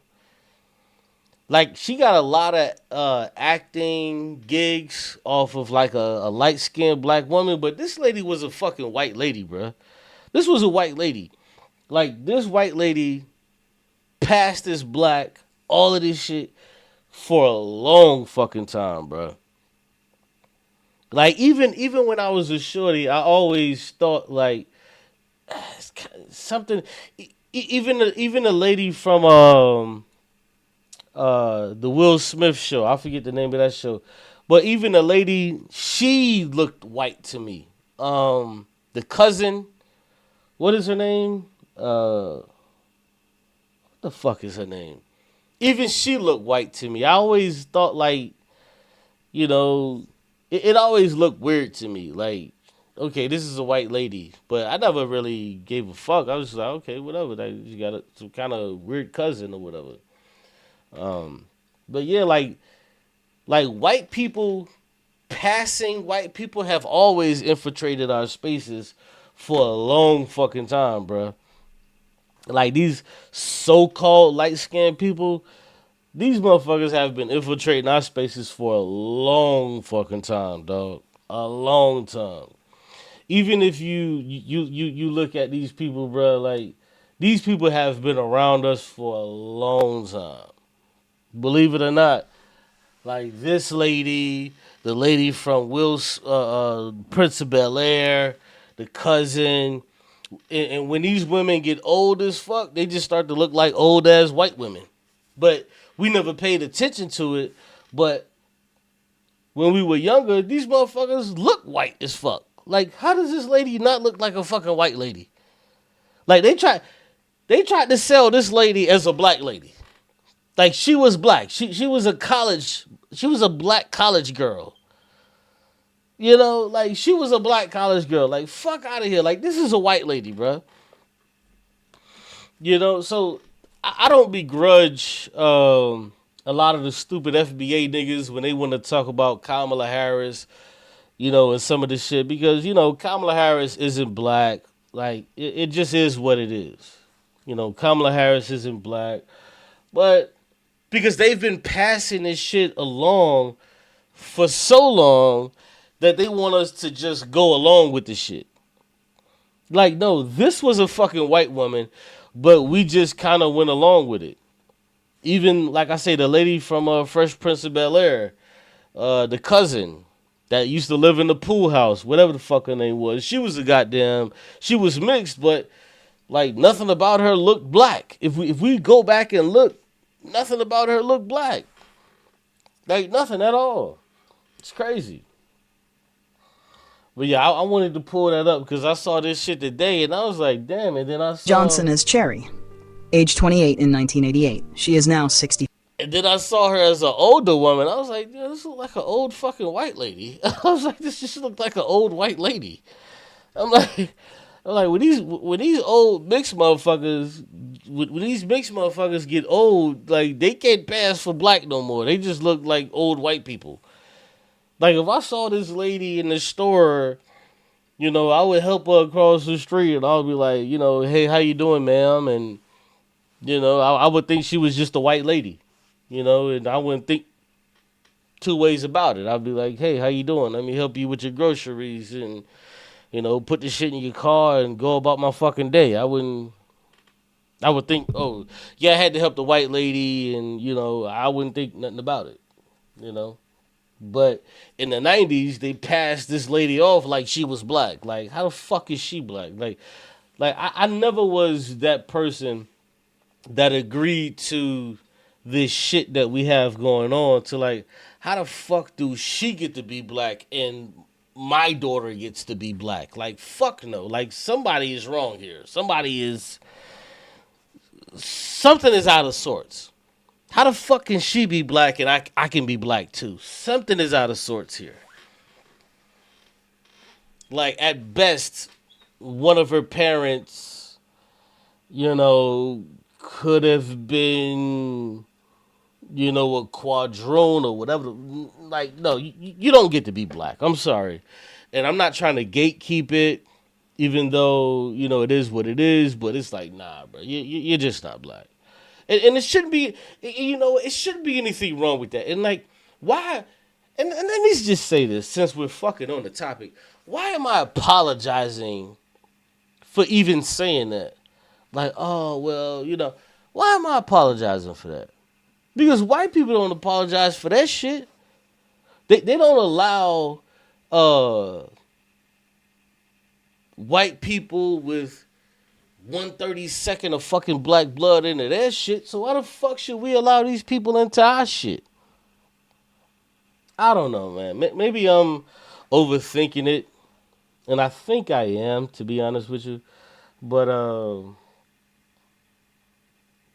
because it's, and the reason I'm overthinking it is because it's not as clear and cut and dry. Because when it comes to white people, I don't even want to get into that. But when it comes to white people, like, they safeguarded their shit and they utilize slavery, you know, to do this shit. So it's more nuanced than what I'm talking about. So don't beat me up, because I do understand why we had to do this shit and we had to allow different people and different groups into our shit. So don't beat me up on that, because I do know I'm not fucking stupid. I do understand why we had to allow a lot of groups into it. And I do understand the nuance. So don't beat me up on that and don't try to start a conversation. But if you want to, we can. But I do understand why we had to allow these groups, because, you know, these groups weren't allowed other places. So, you know, I do understand it. I'm not sitting here saying like, why the fuck? But, you know, yeah, it's a wild thing. But let's let's get back to the video. Then I wanted to get into another video with Dr. Jared Ball. Um, you know, we talk about the live and let live shit, and then we're gonna get into the capitalism aspect because, as you guys know, that's the shit that I love that shit. Like that's a part of me. That's definitely a part of me. So I definitely want to get into that. But we're gonna finish this out. Hundreds in the 1700s, bro. We've been raising the white man's kid. Now, me, I would never do it because, like I said before, we are free men, right? We are not in slavery anymore. We are not on the plantation anymore. We're not in Jim Crow anymore. So I have no reason to be laying up raising a white man's kid. I have no reason to be dealing with a black woman who's been dealing with white men. We are free. We are not in slavery. We have broken the chains of slavery, right? So, Hey, and I'm gonna tell you, bro, and this is some real shit. I ain't gonna lie, bro. I feel where he's coming from on that. I think he's wrong because now that I look back, I was wrong. But I was dealing with a woman once upon a time who had a child who was mixed race, and I didn't want to fuck with her. Like I was fucking with her, but the shit was fucking with me that she had like a mixed race child. It was fucking with me. And ultimately, I kind of chose not to fuck with her because of the mixed race child. So I see where he's coming from, but he's definitely wrong about that shit because you should never, put the child into the shit. And I was definitely wrong, and you shouldn't feel that way about a child. If you fucking with somebody, you fucking with them. But I remember I was fucking with this one girl, and you know, part of the reason why I chose not to fuck with her was because of her child. And I'm just like, damn. Like, looking back now, I'm just like, damn, bro. Like, what the fuck is wrong with you? Like, why would you do that, And, obviously I don't think that way today, but it's like, damn, bro. Like, that's fucked up. Because, like for example, like, I was, talking to a woman, excuse me. No, not excuse me, but a female, a woman, and she wasn't trying to fuck with me because I was an atheist. So people have their limits, and I get that. But there's certain things that when you get older and you mature, you're like, yeah, I was kind of wrong on that. And me personally, I would say I was wrong for not wanting to fuck with the female, because she had like a mixed kid. Like I just, that really wasn't a good thing that I did because I enjoyed her company, she enjoyed mine, and I was with her for a few months, but like that shit was just like, just it was just getting me every day. I'm just like, damn, like this. I'll never forget. Like we was coming out of a store one time, and this white lady, like I'll never forget this shit, bro. We was coming out of the store. I had my daughter. She had her son. Like I can't remember. Maybe both of them was in the buggy or whatever the fuck it was, and the white lady was like, "Oh man, he looks just like you." And I remember when I got in the car, cause like the dude she was fucking with, like that she had the baby by, was an Arab. So he had like the hair of one of them Arab niggas, like the curly, not like my shit. So, white people don't fucking know. They don't know the fucking difference. So I'm thinking, I'm like, how the fuck this is my ignorance speaking. I'm like, why the fuck would this bitch think that this little motherfucker look like me? But, according to these motherfuckers, we all look the same, so they don't know. But I sat back and I took that shit in, ignorantly. I'm like, how the fuck this little nigga look like me, you know, and his hair don't look like mine, his skin color's not like mine. Like, the fuck was this lady talking about? And I was just like, what the fuck? This shit is just like dumb to me.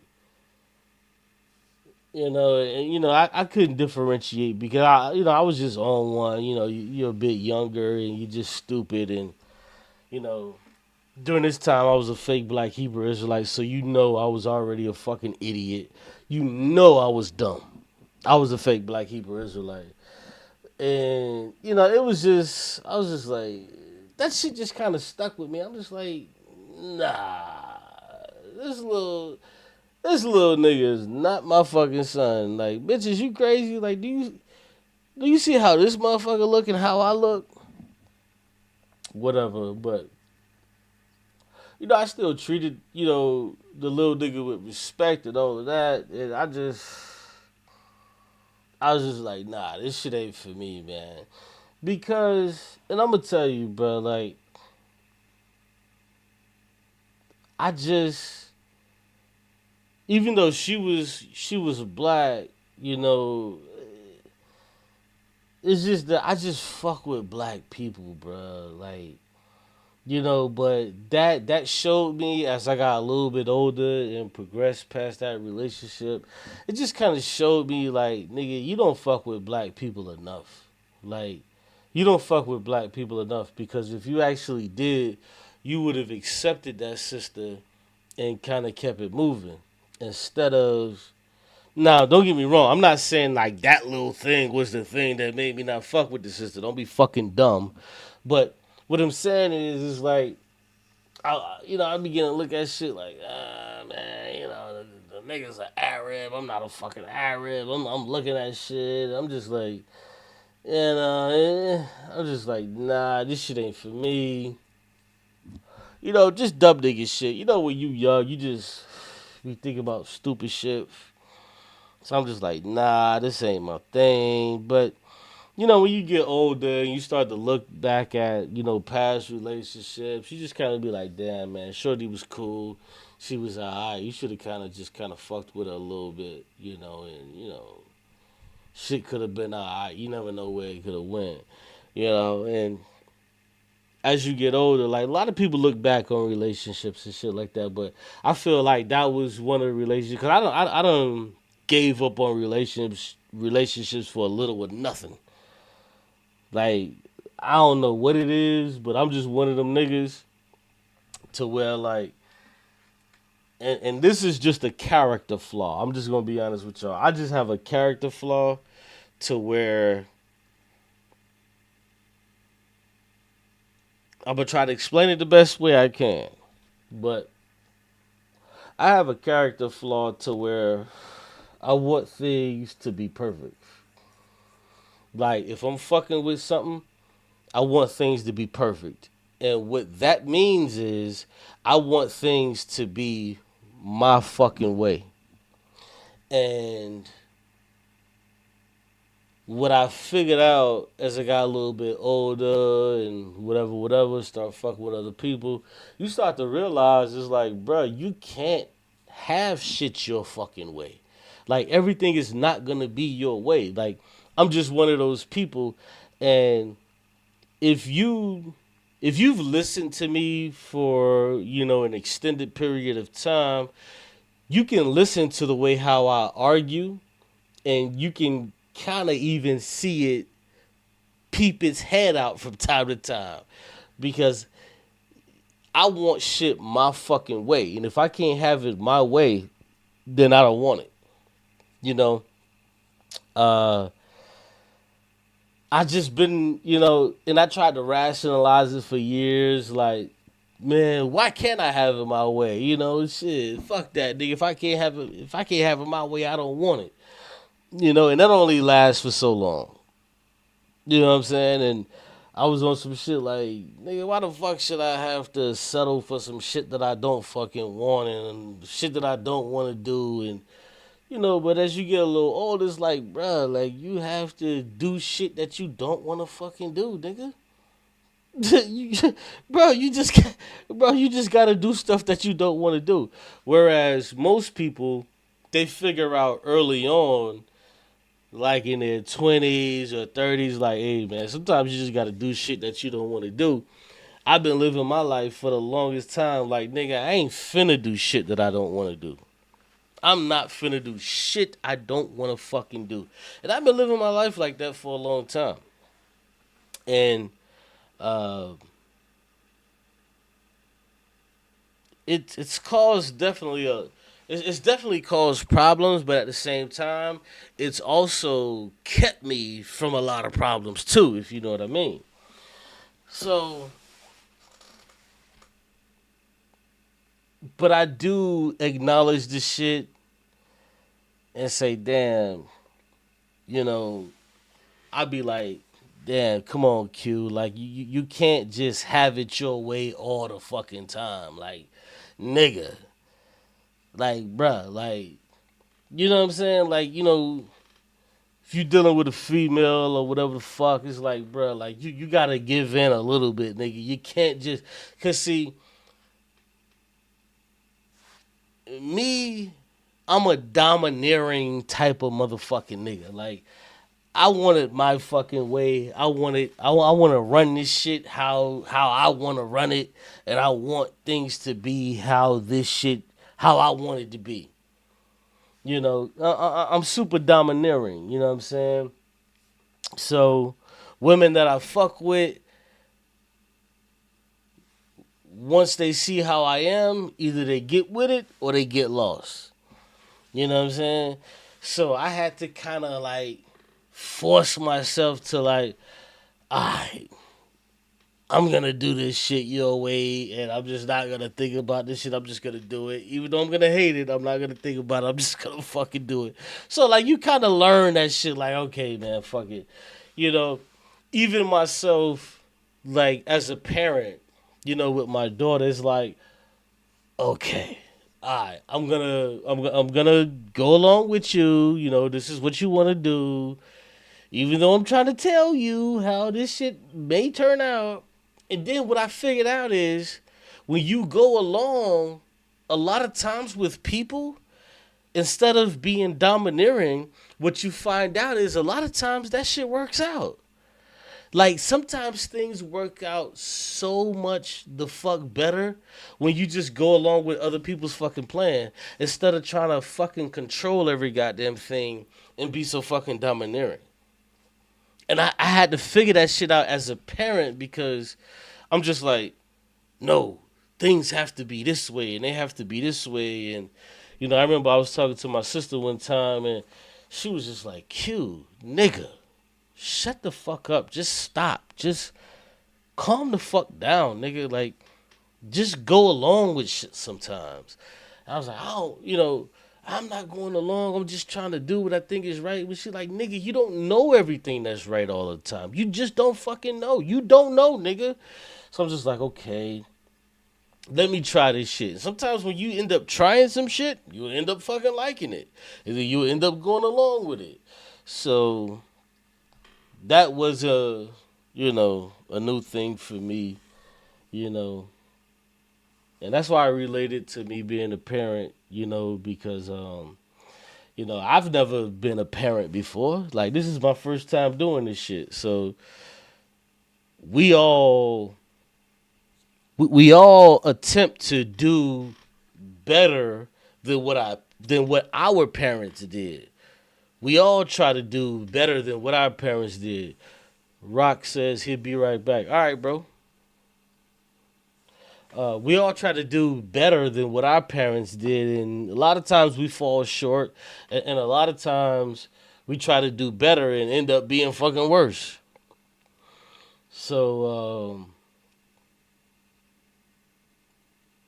I figured out, man, like, you know, you just kind of gotta let a lot of that shit go, and you kind of just gotta live by what happens, man. I'm not talking about like some free bird, like, yeah, man, you just gotta live, bro. Like, no, I'm not talking about like no shit like that, like no free bird, but like sometimes you just gotta kind of just let shit go and just see where it takes you, type shit, you know? and I was never that person. Like I always wanted to plan shit out. Okay, Bim, I'm gonna wake up at 7:30 in the morning. I finna do this. I finna do that. I finna do that. And then sometimes, man, sometimes you just gotta wake up at fucking 7:30, put your fucking clothes on, and wherever the fuck the shit happens at 8:45, it fucking goes there, bro. Whatever happens at 8:45, that's what the fuck happens, and you just deal with it as it comes. But for the longest time, I was never that person. I was that person to where, man, look, man, I'm gonna wake up at 7, 8 o'clock we finna do this, 9 o'clock we finna do this, 10 o'clock we gotta make sure we do this. Like I always wanted to plan shit out because I never wanted to, be lost or fuck up or this or that, and just a few years ago, man, I just was like, hey, man, just let the shit go. Just let it go and just not let go and let God. Don't get it wrong. Don't get it fucked up, nigga. Not let go and let God, but like just kind of let it go and just go with what's happening, man. And I found out that it's more enjoyable that way because you're not always stressed. Because when you are a person how I used to be that always wanted to have things to be in control of shit to make sure that things go this way and that way how you planned it in your fucking mind, because even when you would plan shit in your mind it never worked out that way, but you wanted to get it as close to that as possible. What I found out is when you plan shit it never gets to that. So when you don't plan it so purposefully and vehemently, you still get close to that. Like you get closer to what you thought when you just kind of let shit go. So yeah, it's a crazy thing, man. Like life is a crazy fucking thing. Like as your kids start to get a little bit older, you start to, humble yourself and you're not, just a lot of shit, man. Like, for example, I was telling my daughter today, I was uh I was telling her like, from where I grew up, how I used to walk like fucking a mile and a half to fucking home from my school, my elementary school. Cross 4-lane highways and all type shit. And I was like, damn, like my parents, well, not my parents, my mother trusted me with that shit, you know. But, and I was telling her, I was like, I don't trust you with that type of stuff. And parents today, we don't trust our kids with that. Like, I showed her the route that I used to walk from my elementary school to home. And even when I was looking at it, it was like a mile and a half, like all the way fucking down this long ass street and da da da. And I was just like, man, I don't even trust my daughter to walk that fucking shit. I don't trust her. But my mother was like, hey, like my mother used to, she used to drive the school bus. So early in the morning, she's out of the crib. So nigga, you got to get to school how you get to school. When you get back home, then you got to get back home. But that's how parents were back in like in the 80s and 90s and shit, and for some of y'all the 70s. But like that's just how it was. And like, I never thought of like nobody never thought of anything different. So when I was showing my daughter, like I pulled up Google Maps, like in Miami and shit, of like how I had like this long ass road I had to walk and all of the shit I had to do. And then she was just looking like, damn, like you had to do all of this shit. But I wouldn't even trust her to walk that. And it's not that I wouldn't trust her. I wouldn't want her to do that shit. Even though like she has a cell phone, the shit is tracked. GPS location. I know where she is at all times. I still would be probably texting her every fucking 2 minutes. Where are you? Are you okay? Da da da. Like all this shit. Like, but when we were kids, nigga, like, your parents was like, just come home when the fucking street lights come on. Street lights come home, nigga, you sprinting to the crib trying to make sure that you get there. You know what I'm saying? Like, nigga, you drinking from the fucking water hose, nigga. You'll go on the side of the fucking house, turn on the fucking water hose, and you drinking from that shit, nigga. You wasn't going back in the crib because you know what that meant. If you go in, y'all know what that meant. If you go in, you gotta stay in, nigga. I'm not staying in.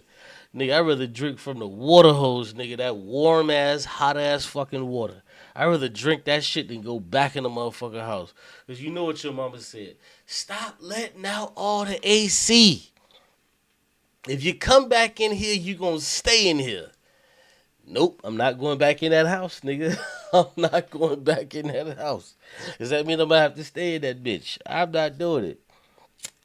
Mm-mm.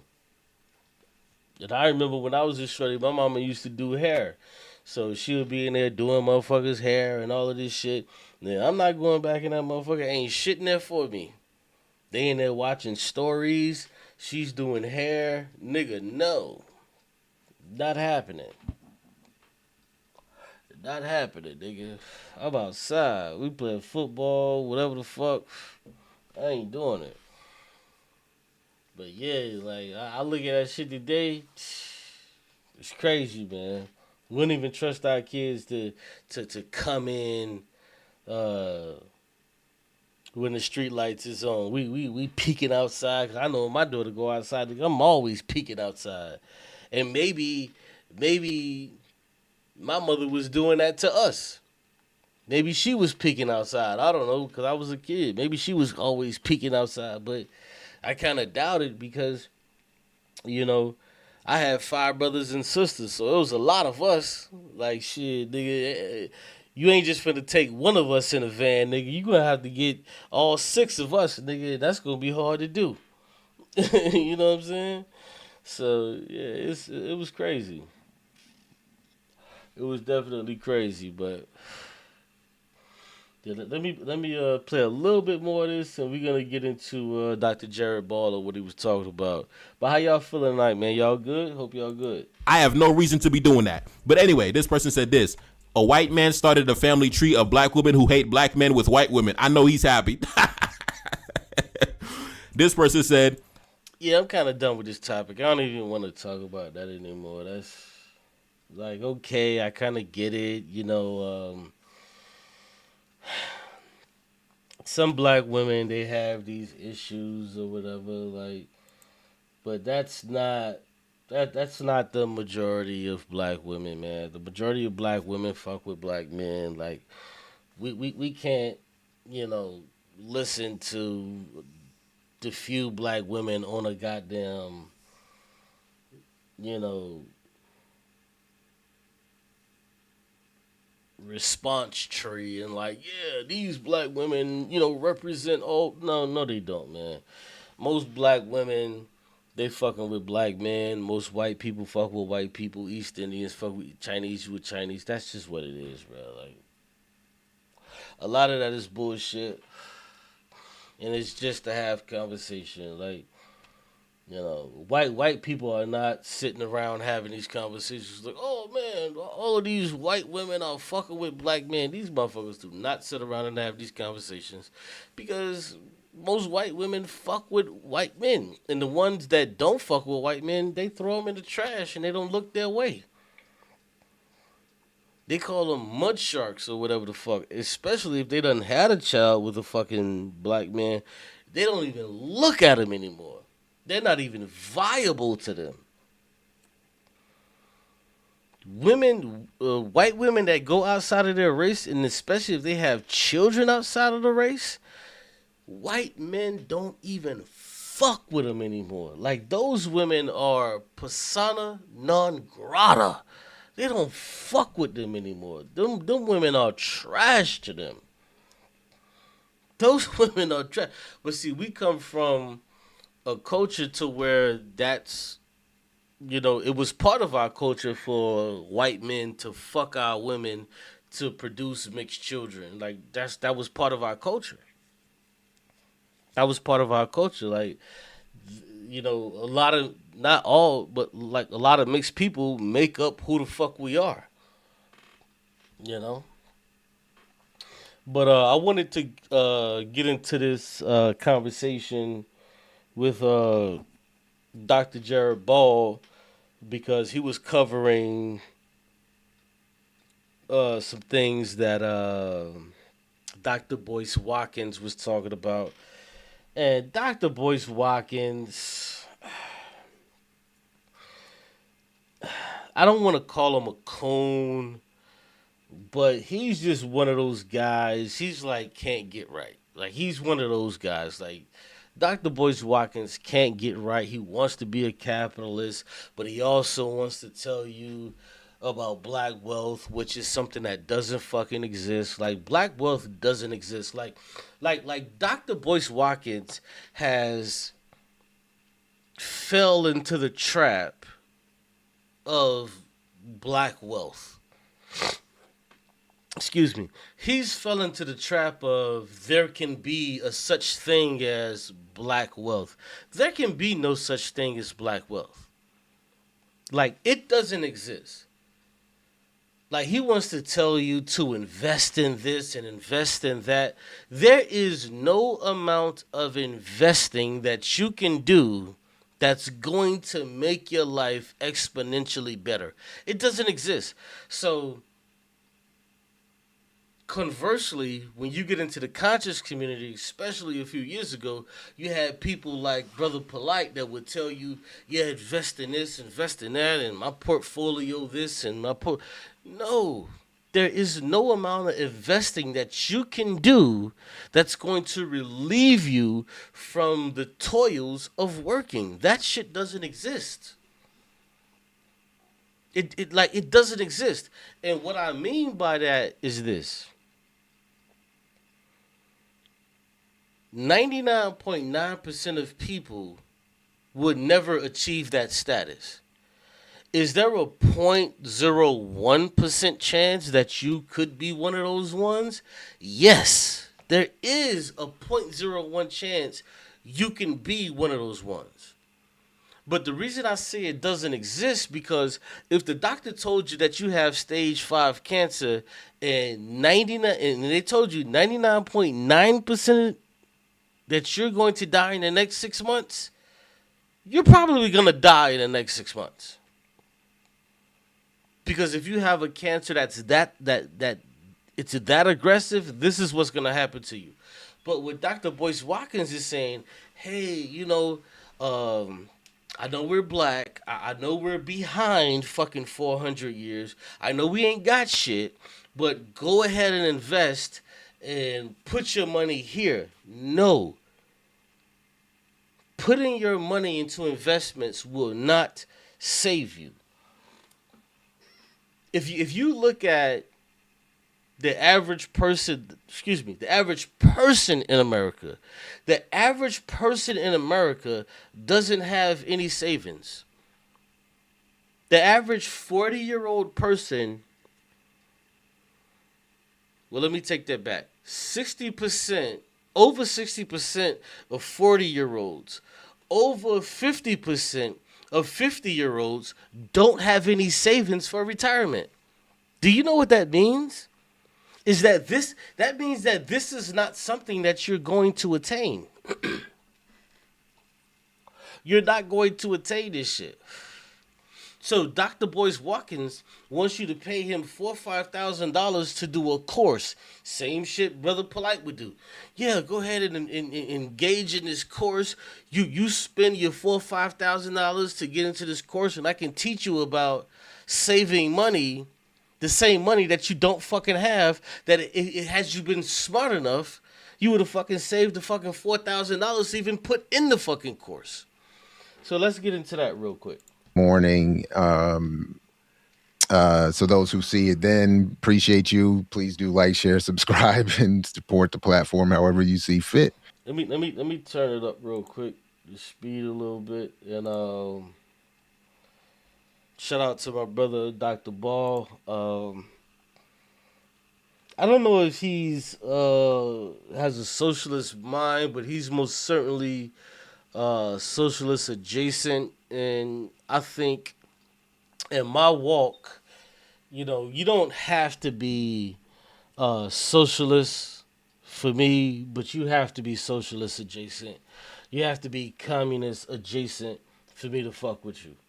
And I appreciate Dr. Ball because a lot of his talking points and his thoughts and ideas they come from that vein. But I would love if he was a fucking communist. But I understand that nothing's gonna be perfect. And yeah, this is where we are. But let's go. And but I got sent this. Shout out to CC. Not sure if they want their name shared, so I'll leave it at that for now. But I appreciate the heads up on this, and I have not seen this, so I'm going to live react with whoever's here, and salute Eric, appreciate you, and and yeah, so we'll see how it goes. Have a little bit of fun. Its runtime is a little over an hour. I've set it to 1.25 speed, so I hope that's not too disturbing to anybody, but want to get a little bit of pace on it, and then we'll go from there. So just one quick check.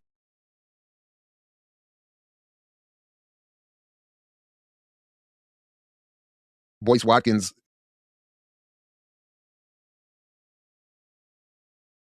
primary income has never been from his earnings in investment.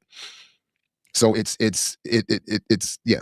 So, but okay. So now we've talked about, so we'll start with the video. And you already see him promoting his 10 commandments for Black economic empowerment book that we've already looked at with Geechee and at some point. And it's anyway. So, but let's go ahead and get started here and let's see what he has to say. This is called "What is Black Capitalism? Does it exist?" Good morning.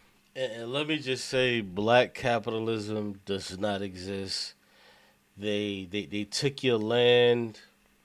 They took everything that they was supposed to give to you, and they replaced it with black capitalism. No different than what they did to the Africans on the continent. They gave the motherfuckers a. They took their Bible and resources and gave them niggas a Bible. They did the same shit with us, except that they gave us black capitalism and told us that we could be just like them. Good morning, everybody. Good morning. Happy Sunday. Welcome to Monday in the Morning, aka Economic Elevation, aka Financial Consciousness. My name is Dr. Boyce Watkins. I hope everybody's feeling good. I hope everybody's having a great day. I am having a wild day. This this morning I screwed up. I got up at 7:30 Eastern, which is 6:30 Central. So I was right kind of on. People stop that. That's slavery. But still, though, anyway. But both of these places gave me an amazing gift, and I'm going to say my wife is the bigger gift. And so therefore, when Ohio State gets beaten by Indiana, which actually was the greatest. And all of the pretense around Black people engaging the capitalist economy for the betterment of themselves or their communities or our families, et cetera, and so forth, is part of the messaging meant to move us away from what should be our focus. That is, variations of organized labor, seeking political power, actual revolutionary politics, redistribution, socialism. All of those kinds of things are meant to be.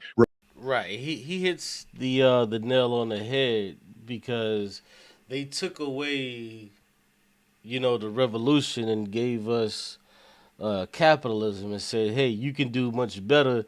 You can have that 2.5 kids and a dog with a picket fence instead of revolution." Like they took that revolution from us and they tried to kill that revolutionary spirit.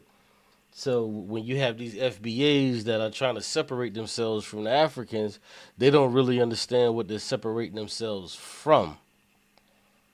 Replaced with this fantasy. So whereas I understand that. Right, and that's a fact. It was replaced with a fantasy about what could be.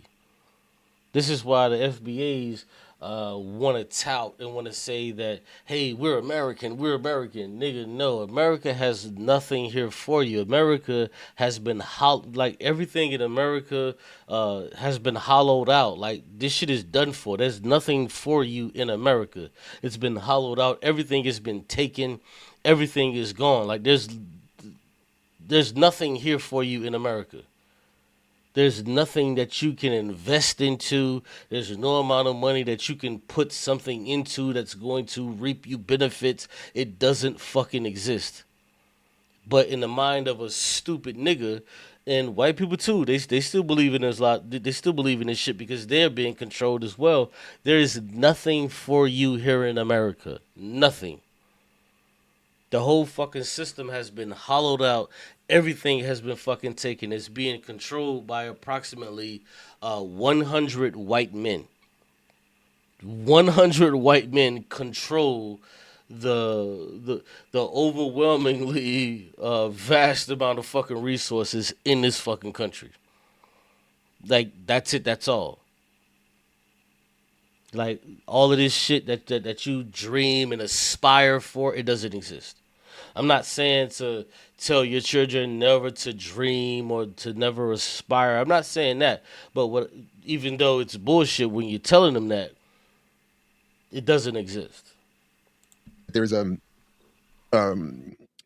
more historically based approach to if I'm saying that right, a more historically based approach to the study of black capitalism as black people looking to engage as entrepreneurs and so on and so forth. I think it's better to be understood as a narrative as opposed to any actual meaningful attempt to engage or develop an economy, because no such possibility actually exists for black people within a. Right. It's more of a narrative. It's more of a, well, you could be this, well, you can be this, you can grow up to be this, but it's more of a narrative. The existence of that thing is no longer around. That shit that shit really died off like in the 20s and 30s, but America has been living off of the fumes of that.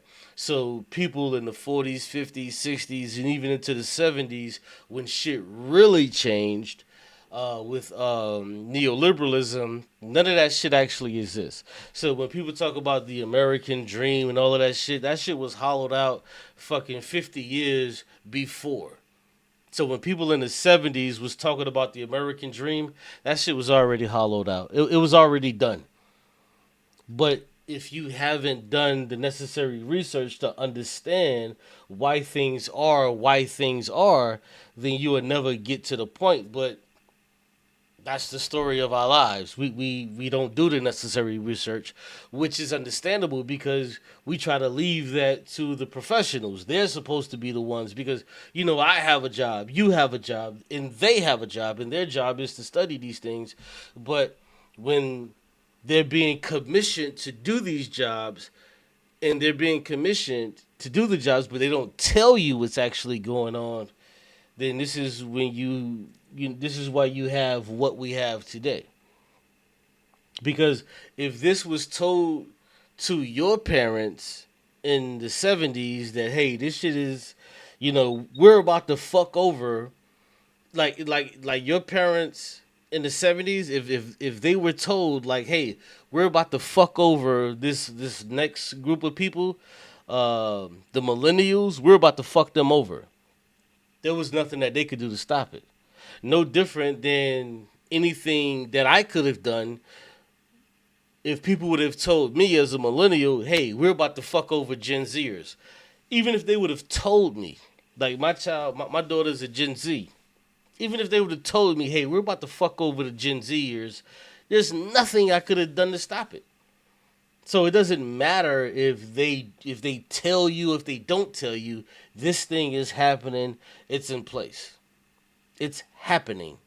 It's actively moving, and there's nothing the fuck you can do to stop it outside of revolution. Settler colony, and within a capitalist economy, it doesn't really exist for many people, regardless of their background. And that was why, again, one of the biggest critics of capitalism himself emerged as a white man in an entirely European white context, where even when there were nobody but whites, it was shown to be an insufficient and And I'm so glad he said that because that's such a pertinent point that I'd never even bring up and talk about. Because even when you have capitalism, because like a lot of white people in this country specifically, they like to look at other white countries and say, man, those countries are doing so great because they don't have blacks. They don't have this influx of people moving to their country, so forth and so on. They don't have all of these problems. Well, we understand that when it was all white people and capitalism was being practiced, these motherfuckers were subjugating themselves. They were taking shits on other white people, and they formed caste systems within that shit. So even when you look into Europe, these motherfuckers were subjugating themselves. And this is particularly why these people chose to come over here to the Americas to subjugate other people to build what we have today, which is called America. Incapable of producing equality and fairness, an economy incapable of producing equality and fairness, and to avoid. Right, like this. That's the capitalist system even when it was all white people, wasn't capable of creating fairness even amongst all whites.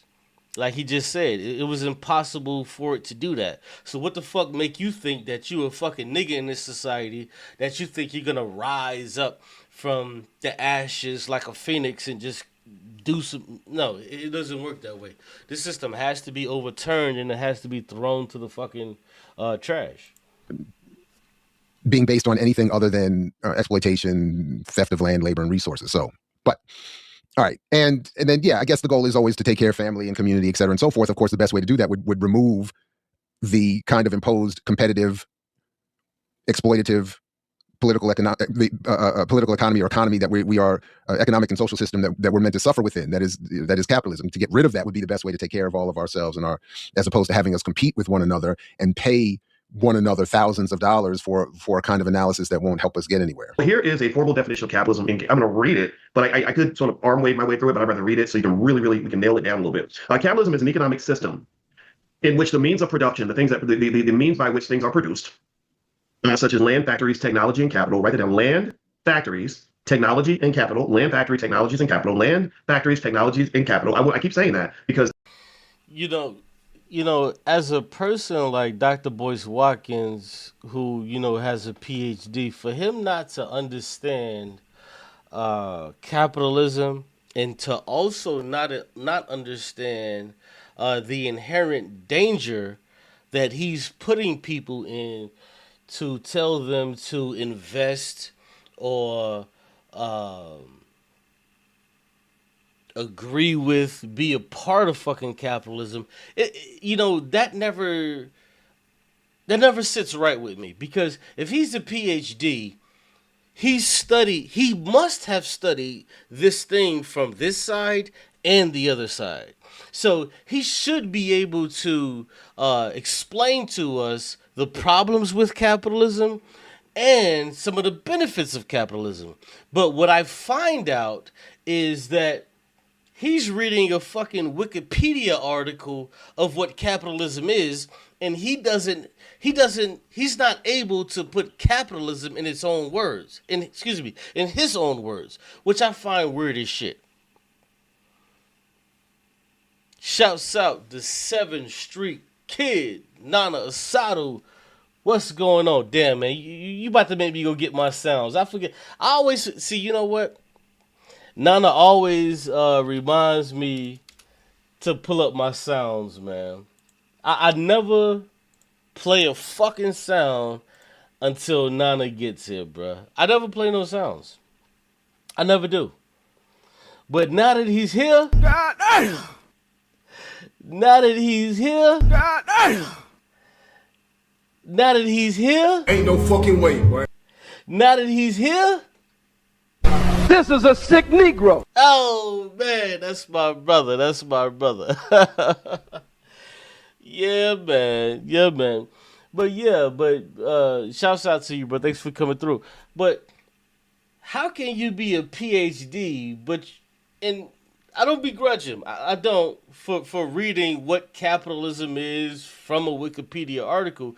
But how can you not put capitalism in your own words to understand what this thing is? Like, don't you teach children? Like if a student asks you, hey, what is capitalism? Are you gonna pull up Wikipedia and say, it's the means of production? Can't you put it in your own words? I don't know. That always kind of made me look at him weird, to where he was never able to just come off of the cuff. He always had to go to something else, because if you ask me what it is, I could come right off of the head. Like this is my wheelhouse. If you talk about capitalism, socialism, communism, like that's my shit. I can fuck with it, and I don't have a PhD. I can move that thing. You know what I'm saying? And I can talk about it. Whatever question you have, I can get right into, and I can mix mittens with anybody that's having a conversation about it, and we could definitely get right into it. But let's continue. But yeah, shouts out to my brother Nana Asadu, man. Hold on. And his name is John C.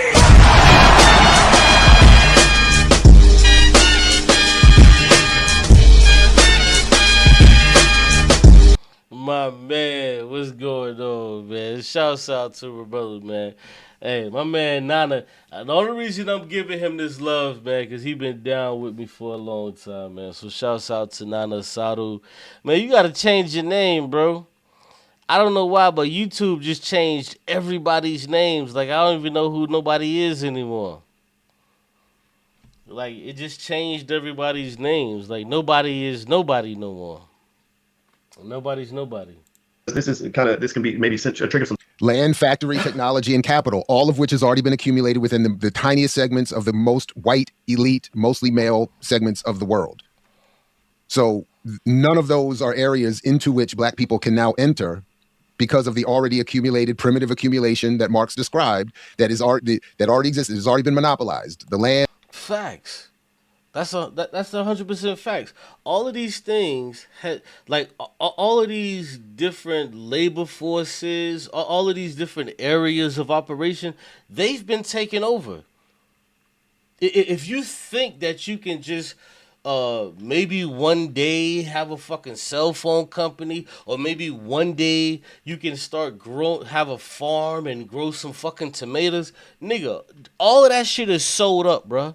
There is no place for you to grow no fucking tomatoes. There is no place for you to make toys. There's no place for you to grow lettuce. Nigga, all of this shit is sold up. It's sold up. There's nowhere for you to put your money in for you to have that money reverberate and grow exponentially. The shit doesn't exist. It doesn't exist. So when Dr. Boyce Watkins is telling you, hey, give me $5,000 for this course, he's lying to you. There's nothing the fuck that you're going to do that's going to allow you to grow your money exponentially. It doesn't fucking exist. It's not possible. White motherfuckers, since the 1920s, they sold this shit up, bruh. It's done for. It's donezo. There's nothing, and I repeat, there's nothing you can do to make money in this fucking country to where your kids or your kids' kids are going to be able to just live forever, unless you're throwing a fucking ball. That's it. Throwing a ball, catching a ball, or bouncing a fucking ball. It doesn't fucking exist. It doesn't exist. And I appreciate Dr. Jared Ball for pointing that shit out, because Dr. Boyce Watkins is saying, yeah, give me $5,000 and let's do this course. A course to tell me how to invest? Invest into what? But let's go.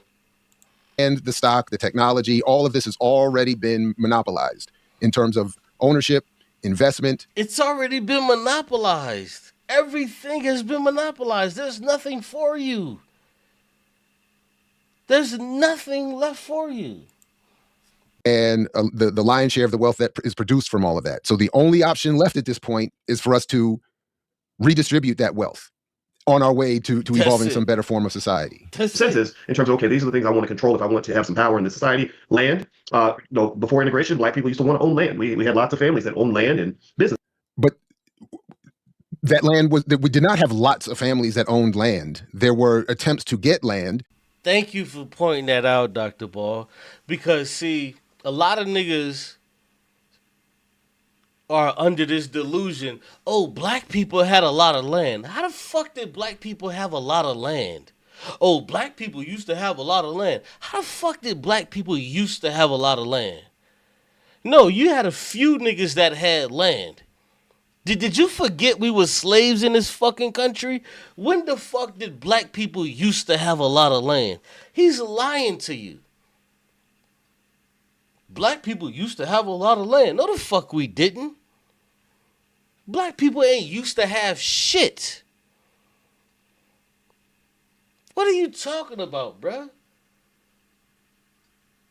So on one hand, you want to say, okay, well, black people, we were poor in this country, we ain't have shit. But on the other hand, you want to say, well, black people used to have a lot of land. No, the fuck we didn't, bruh.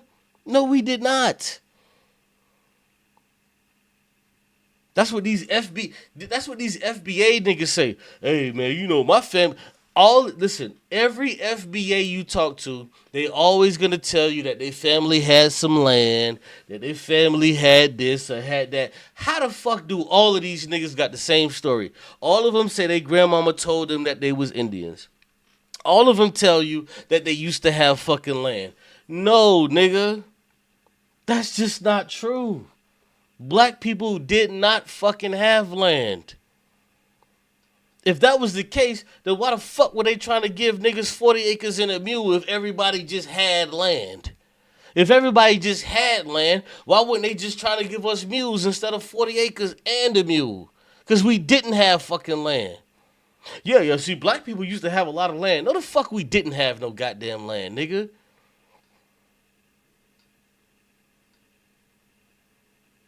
We were fucking third grade citizens in this fucking country, bruh. And we had to fight to get that. And through a variety of political and otherwise machinations, whites took the land, took the best land, took the productive capacity of the land, took control of the, as again, Too Black has been talking about with the supply chain. It was still whites that had the seeds and the technology to till the soil and still had the markets and the sharecropping is what he's explaining. Yes. So when he says white people had the technology, what does he mean by white people had the technology? White people had the technology to where these motherfuckers would come up with seeds that would only grow a certain thing. To where if you didn't grow that shit, these motherfuckers would charge you. I forget the name of the company that got sued years ago. These motherfuckers bioengineered seeds. Like right now, you got grapes and shit that don't produce seeds anymore. Why is that? Is that because they don't want the fucking pits to be in your goddamn mouth? No, that's not the reason why. That's not the reason why. The reason why is they want to maximize profit. That's why you don't get the fucking pits and the goddamn seeds in your mouth. Wake up. The ability to deliver to those markets and had the ability to set taxes and tariffs on various products and to force farmers to farm certain crops and not others, and so on and so on and so on and so on. And then in the end, we're still in a situation where 4 or 5 white men in the United States own more land than all of black people put together. So whether we used to want to do something, history, again, the Elora Derenoncourt paper demonstrates this in terms of data, but much has been written that demonstrates over time why black people were removed from that land and why it was made impossible for black communities to turn that whatever access to land there was into something meaningful that would overturn the current balances and relationships of power. So again, here we go. And they trade that in for corporate jobs and student loans. Factories, you're producing something. You are a producer, not just a consumer. And they didn't trade that for corporate jobs and student loans. This was part of what was. Oh man, yeah, she doing good, man. Thanks for asking, bro. Appreciate you. And yes, like you said, Dr. Boyce Watkins is a fucking grifter. This nigga is offering a $5,000 course, bro. $5,000. A $5,000 course. And I kind of fast forwarded the part through where Dr. Ball, he was asking, he was like, I would love to see if Dr. Boyce Watkins is making, the majority of his money from his investments. Because, see, this is what these niggas do. They want to tell you that they're getting rich off of their investments. But in actuality, these motherfuckers are getting rich off you signing up for this shit. They're not making money off of their goddamn investments. They're not making money off of their investments. They're making, the investment is you. By you signing up for their courses and all of that shit. That's where they're making their money at. Them niggas are not making money off of their investments in the market and all of this other bullshit. That's not where they're making their goddamn money. Ain't no fucking way, boy. You already know. They're not making their money that way. If that was the case, why is he charging $5,000 for him to teach you how to invest? So you finna pay somebody $5,000 for him to teach you how to invest? but he would never show his portfolio. He would never show his portfolio and how much money he's actually making off of his actual investments. Ain't no fucking way, boy. You know why he won't do that? Ain't no fucking way. Because he's not making money off of that shit, bro. Not the amount of money that he's trying to allude that he's making to try to fucking skew, to try to get you to fucking invest into him. Stop it. He's getting ignorant Negroes. He's getting thousands of niggas to pay him $5,000. Nigga, if your portfolio is that fucking dope and you're making so much fucking money, bro, realistically, there comes a time that you make so much fucking money to where you just like, I'll give this shit away. Because niggas need to know this. People need to know this. So I'll give it away. I'll give it away. People need to know this, so I'll give it away. This nigga's charging you $5,000 to sign up for his course so he can tell you how to fucking trade stocks. Are you fucking kidding me? I gotta pay for... This is worse. I remember when I was a kid, I was like 18, 19. Do y'all remember that shit? Those knives and shit. They had me... Remember back in the day? I remember when I was a kid, like a shorty. We used to have... what was it? What was the lady that used to come through? It was always a lady that used to come through selling the perfumes. What was she selling? We used to call her the... what was those ladies selling? I forget the name of that shit. No, not Ginsu. No, remember the ladies? They used to come through selling some perfume and shit.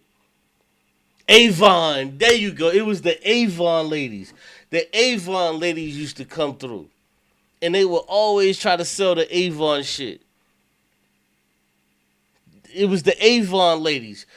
Bro, if he was making so much fucking money, why is he trying to sell fucking courses? This nigga's selling Avon, bro. He's trying to get you to sign up for a course. if he can get 5 people, think about it. If he could get 5 people a month for $5,000, that's $25,000 a fucking month this nigga's making. $25,000 a fucking month this nigga's making. 25,000 fucking dollars this nigga's making, and he's talking about come through and I can teach you how to trade stocks on the stock market and all this other bullshit. What? Nigga, your money is not being made. Excuse me. Your money is not being made on the stock market, bro. It can't be.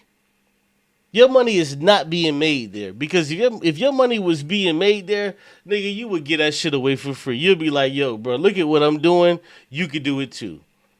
But instead, he puts a $5,000 paywall for you to get into the shit. Like, nigga. Oh, yeah, you know what? You're right, bruh. Let me just go ahead and give you this $5,000 that I was just holding on to that I wasn't doing nothing with. Let me just give you this $5,000. I wasn't doing nothing with this $5,000. It was just kind of sitting there, you know. I live paycheck to fucking paycheck. But, yeah, let me just go ahead and give you this $5,000 and it's going to make my life better. Nigga, what? Who the fuck has $5,000 that they just going to give away to another nigga? Like, get the fuck out of here, bro. Was promised through a variety of propaganda and political struggle that would be the pathway to improvement for black communities. And because they had been removed from the land, it wasn't a choice. There was right. It's an MLM, multi-level marketing. It's MLM. Like, that shit is a grift, bruh. This nigga's talking about give me $5,000 for the course, and I'm gonna pull up his website to show y'all. Matter of fact, let me see if I can pull it up now. Boyce Watkins. Look how much this nigga's charging. Let me see if I can pull up. his fucking shit. Crazy. Hold on.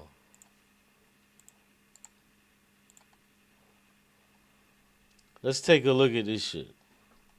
Dr. Boyce Watkins, profit alerts, how to make money without working, invest with just $5 a day.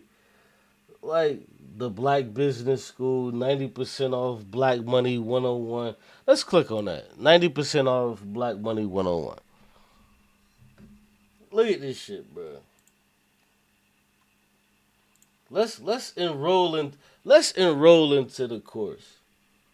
So you mean to tell me this shit was $1,299? It was $1,299, but now it's just $129. It was $1,300, but now it's just $129. And then on top of that, look at this shit. He got Afterpay. He got Klarna to where you can pay, stop it, bro. Stop it. Why are you pushing this shit to black people, bro? Black people are some of the poorest people in this fucking country, and you pushing Afterpay on niggas? Why are you pushing Afterpay? We're some of the poorest people in this fucking country, and you pushing Afterpay to fucking lock us into a system of paying you fucking $12, $13 a fucking month for forever. Stop that, bro. Stop that. You want niggas to pay you $12 for the next 2 or 3 years? Look at this. BM 101. 12 payments of $129. 12 payments of $129? 12 payments of $129.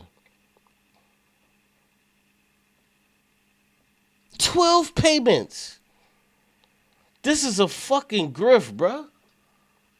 Look at this right here. $89 a month. Enroll now. $89 a month. Are you fucking crazy? $89 a month? And then if you use this option, you can use Afterpay or Klarna and pay $12 a fucking month for what, 4 or 5 years to actually pay this shit off? Get the fuck out of here, bro. Get the fuck out of here, dog. Like, this is crazy.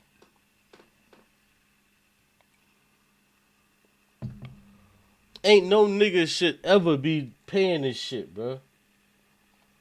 Shit don't even make sense. A special message from Dr. Boyce Watkins. Oh, you wanted a special message from Dr. Boyce Watkins? Guess what? This lesson is locked. This lesson is locked. So that special message that you clicked on, you don't get it because it's locked. It's behind a paywall. You don't even get the special message. Black Money 101. Look at this. Unit 1. Economic Introduction. Money Basics. Then it goes into Unit 2. Economic Self-Defense. Unit 3. Economic Prosperity. All of this shit sounds like the fucking Christian church. Prosperity. Economic self-defense. Economic prosperity. Economic creation. Business building.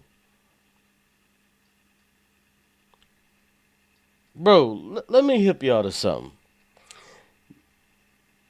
99% of all businesses in America are small businesses. And do you know how many of these businesses fail every fucking year? Most of them fail. So nothing that he's going to tell you is going to stop your business from failing. This is trash. You're wasting money. You're wasting money by listening to this dunce. The only way that you can succeed is through redistribution. Because the white motherfuckers, they got all the goddamn money. Oh, let me guess. You want to create a business to where you can start to sell healthy cereal. Nope. Kellogg's got that shit sold the fuck up. Nigga, you're not going to sell healthy cereal. You may have one or two people that come by to buy your healthy cereal, but niggas is buying fucking Frosted Flakes, whatever the fuck, cinnamon twist, cinnamon toast crunch, and all. They're already buying this shit. They're not buying your shit. Because they got the market sold up. Your shit is not going to be in fucking Walmart. It's not going to be there. It's not going to happen.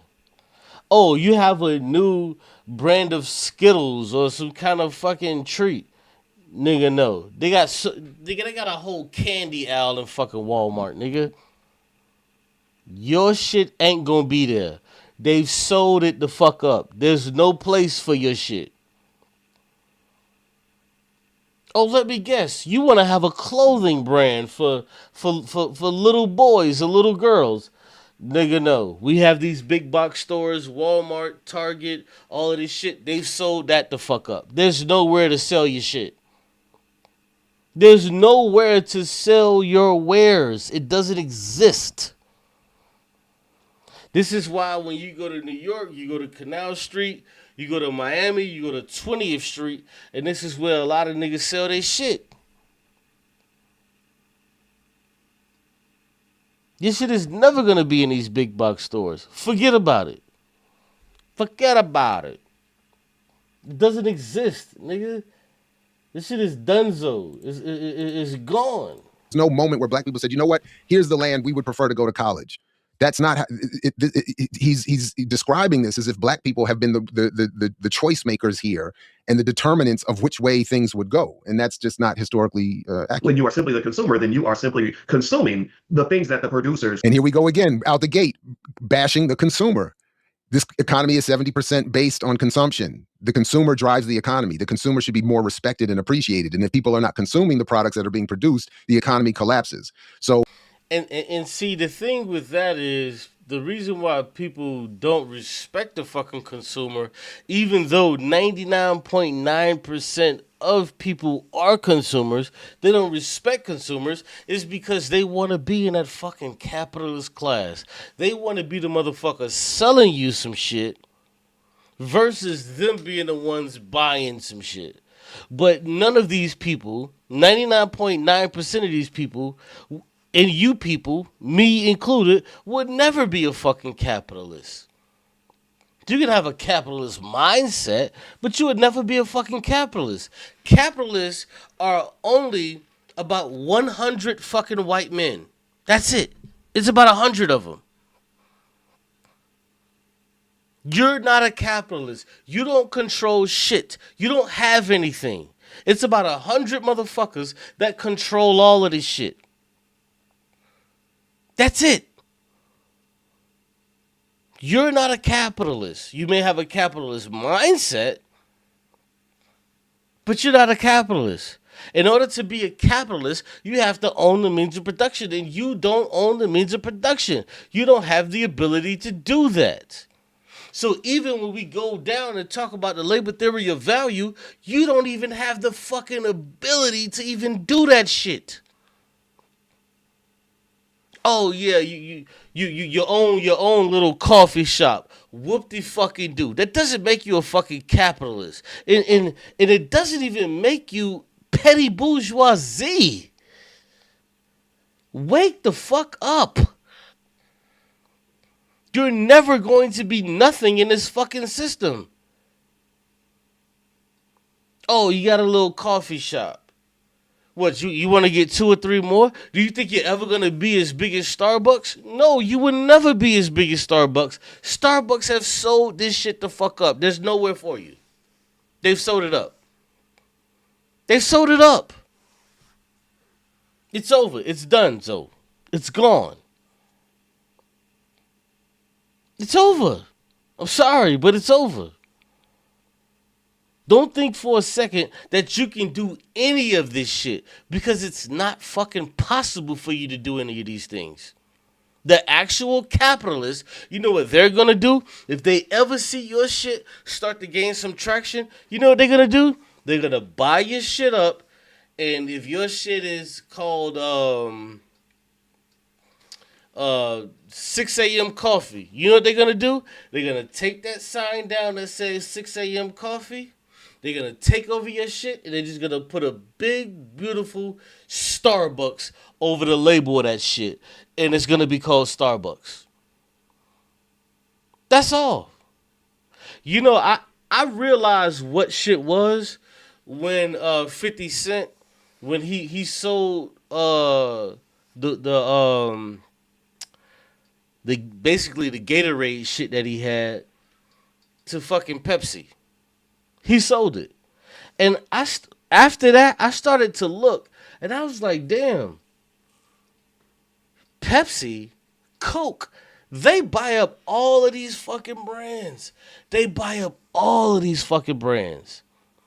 Sometimes they let them keep their name to where you don't know that it's Pepsi or it's Coke that you're buying from. Your vitamin water. You don't know that it's Coke or Pepsi. But right now, if you buy vitamin water, you're buying a Pepsi product. Think about it. When the Pepsi man when the Pepsi man comes to Walmart and he backs that big ass fucking truck in, guess what he got in there? He got Kool-Aid, he got Pepsi, he got vitamin water, he got Gatorade, he got all that shit that you fucking buy. He got everything in that bitch. Why? Because Pepsi bought it all. This is what capitalism does. You don't live past capitalism. Capitalism buys this shit up. Why? Because capitalism does not want to compete with you. They don't want to create a product that's superior to what you have. Why the fuck would they compete with you when they can just buy you the fuck out? Why would they compete with you? That's stupid. Oh, well, let me compete with this guy that has this superior fucking amazing product. That means I'm going to have to spend millions of dollars in R&D, research and development, and I'm going to have to get a test group and see if people love this or do they like my brand. No. I could just forego all of that shit and offer this motherfucker $500 million. And guess what he's going to do? He's going to take it.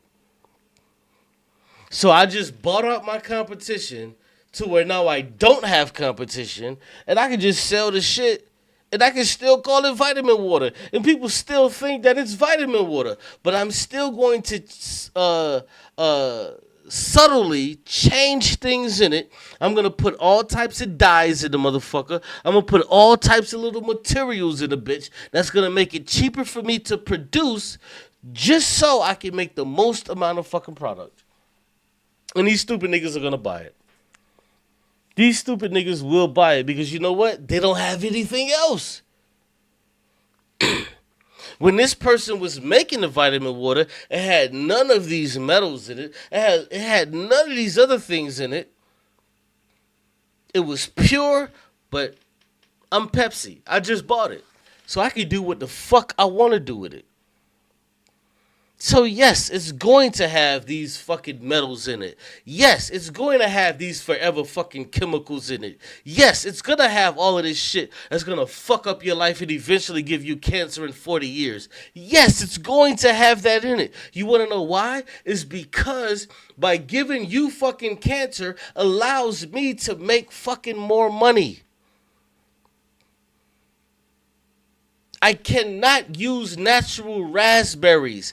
I cannot use natural fucking watermelon. I can't use natural fucking apple because I'm gonna run out of apples. I'm going to run out of raspberries. So what I have to do is I have to create this fake raspberry. I have to create this raspberry flavor. I have to create this apple flavor. I have to create this shit so you love it. I have to create the raspberry flavor so you love it and you continue to buy it.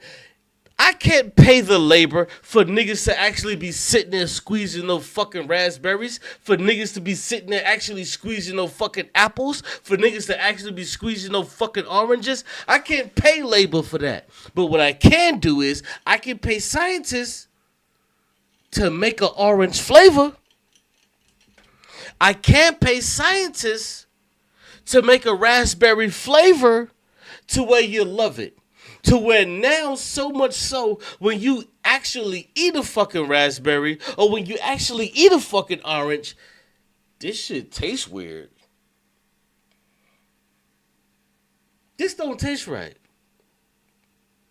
Now when your children actually eat, now when your children actually fucking eat a raspberry, now when your children actually eat an orange, now when your children actually eat a fucking apple, they say, damn, that don't taste the same.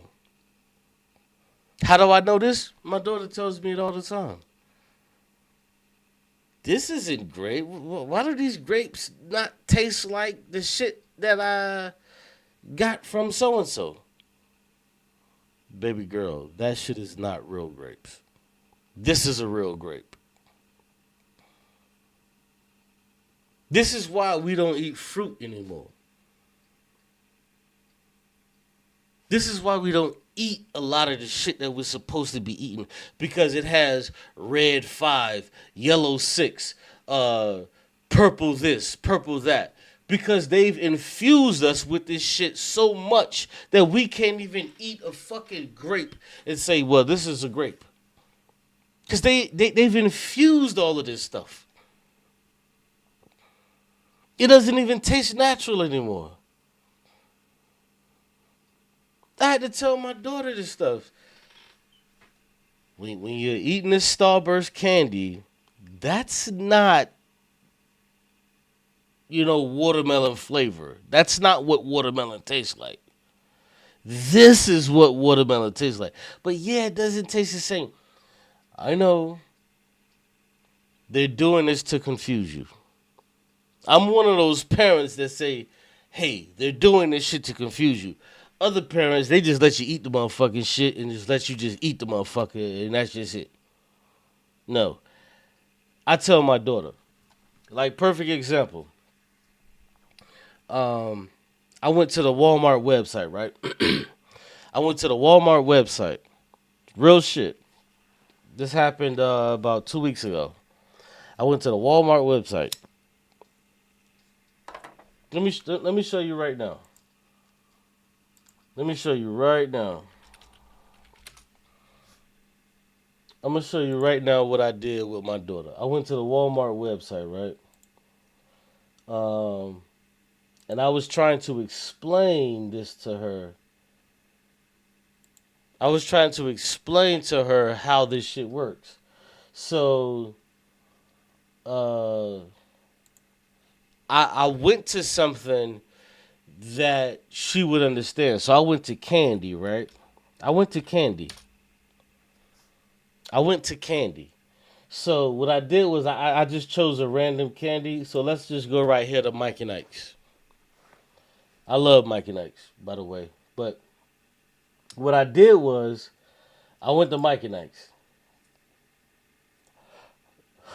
So, well, I didn't go to Mike and Ike's, but I'm doing it now. But this is what I did to her. Do you see this shit?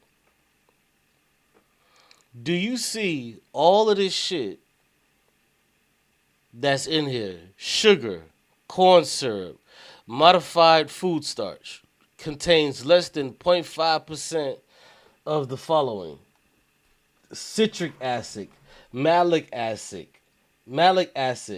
fumaric acid, sodium citrate, natural and artificial flavors. Hold on, let's go down. Dexatrin. Hold on. Look at this shit. Let me scroll down the page so y'all can see. Look at all of this shit that's in here. dexatrin, confectioners, glaze, carnauba wax. All of this shit that's in here. And I showed my daughter that shit. I showed her. I said, look at all of this shit that's in here. So, what I've been doing lately is I've been making my own bread. So, what I did was I went to Walmart and I bought yeast and I bought the fucking the what's the name? I just bought yeast and I bought the powder. And I just make bread with it. Yeah, you have to knead it. Whatever. You have to knead it a little bit. You sit it and then you bake it. So I showed her. When you look at bread, like let's type in bread. And when you type in bread and you look at the bread and you look at all of the shit that's in this motherfucking bread, I showed this to her. I said, look at all of this shit that's in this fucking bread. If you just get the yeast and if you just get the powder, that's all that's in there. You just got the yeast. There's no other ingredients. It's just yeast. You get the powder. It's just the fucking powder. If you want to add a little bit of salt for flavoring, or if you want to add blueberries or whatever the fuck, you can add that. Or cinnamon, you can add that. But in the bread that they have, look at this shit. Look at it.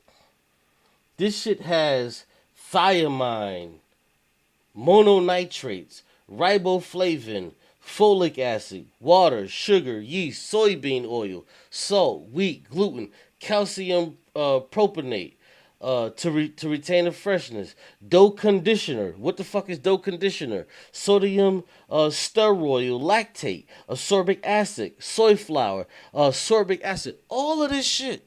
And I showed her. So if you just buy yeast, the little bottle of yeast, I bought the little Fleischmann's right here. I just bought the yeast.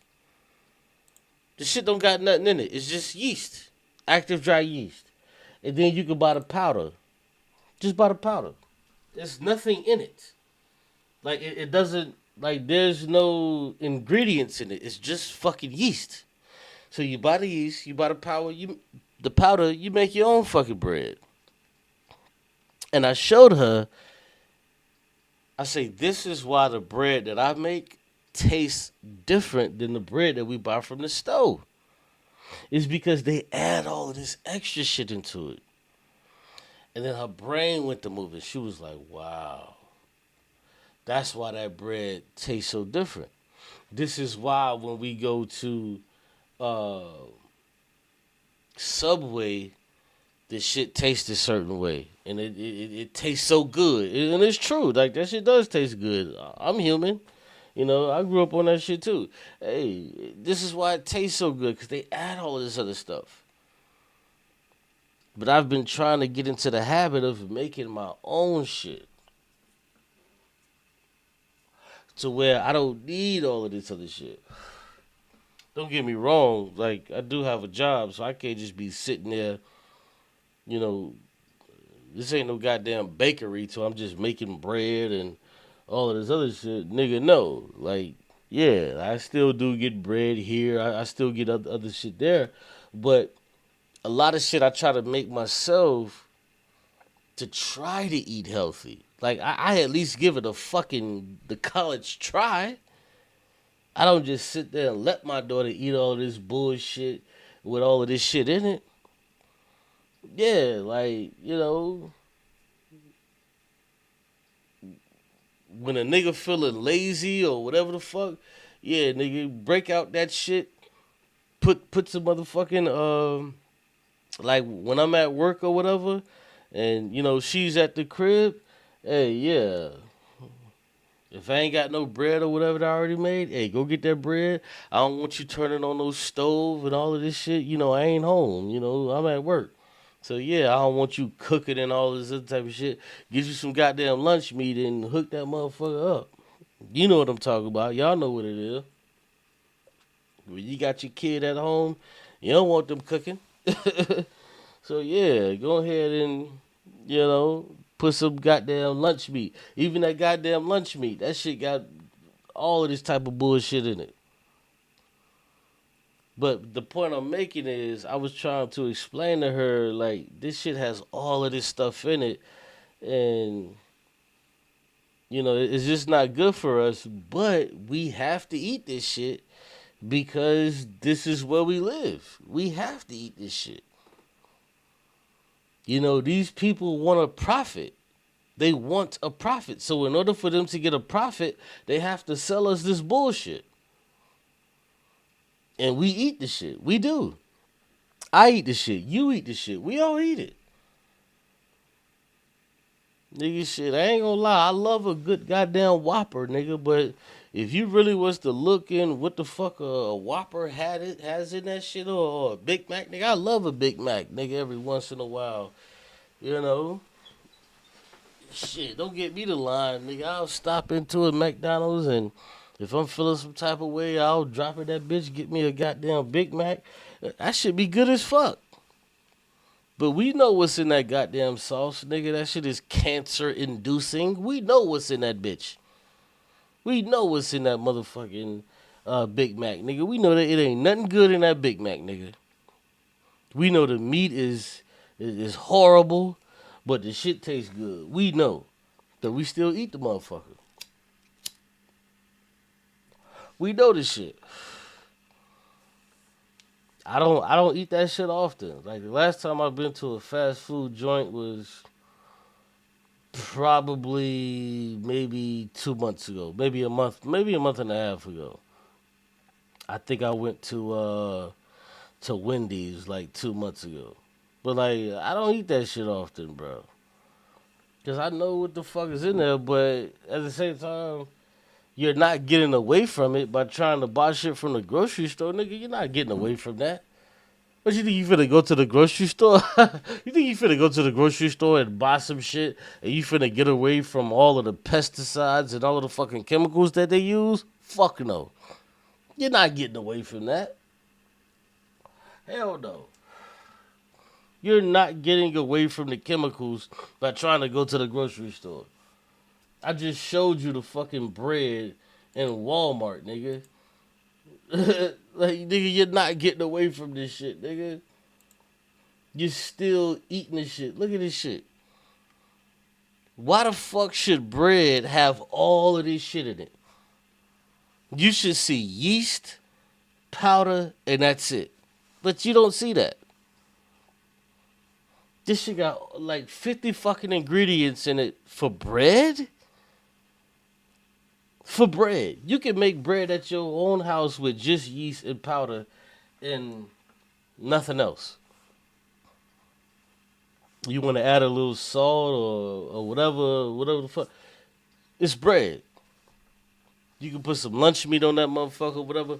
But like I said, even the lunch meat, everything is tainted. All of this shit is tainted.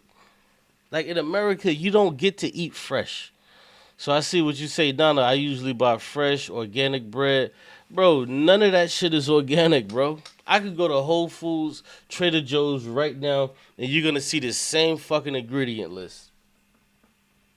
Right now, if I go to Whole Foods, Trader Joe's, you're going to see the same ingredient list to where it has 50 fucking ingredients in it.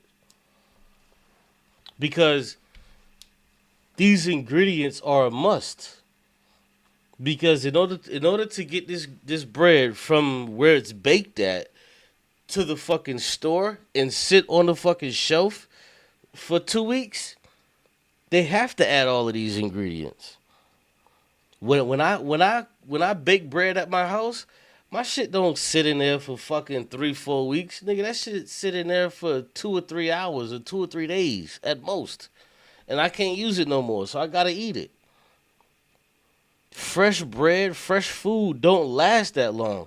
Like, if you have a garden behind your house or whatever, and you pluck out some onions or whatever the fuck, nigga, that shit don't last 2 and 3 weeks and all of that shit. That shit don't last that long. Look at that shit'll start going bad. That's why that shit has to have all of these ingredients. because they have to get it from when niggas pluck it out to when niggas put it on the truck to when niggas take that truck over to Walmart to when niggas have to then unload the truck and then niggas have to then put it on the shelf and that shit is expected to sit on the shelf for a week or two. That's it. This is why all of the ingredients are there. But if you make your shit, from scratch, grandmama, mama, and them, they would make shit from scratch. They would buy the ingredients. Now they got all type of shit that you can just put in a fucking pan and just make. They got shit to where you can just drop it in a pot and they'll just, you just make every fucking thing. It's like, I ain't grow up like that, nigga. I grew up, nigga, you had to chop up some motherfucking onions, some bell peppers and all this other shit. Nigga, you can't just drop some shit in a fucking pot and boom, there go your chili. Nigga, how? How the fuck do you just get chili and you just drop some shit into a pot and you just got chili? That shit don't even taste good. That shit don't even taste good. Like, they got some shit in the stove. What is it?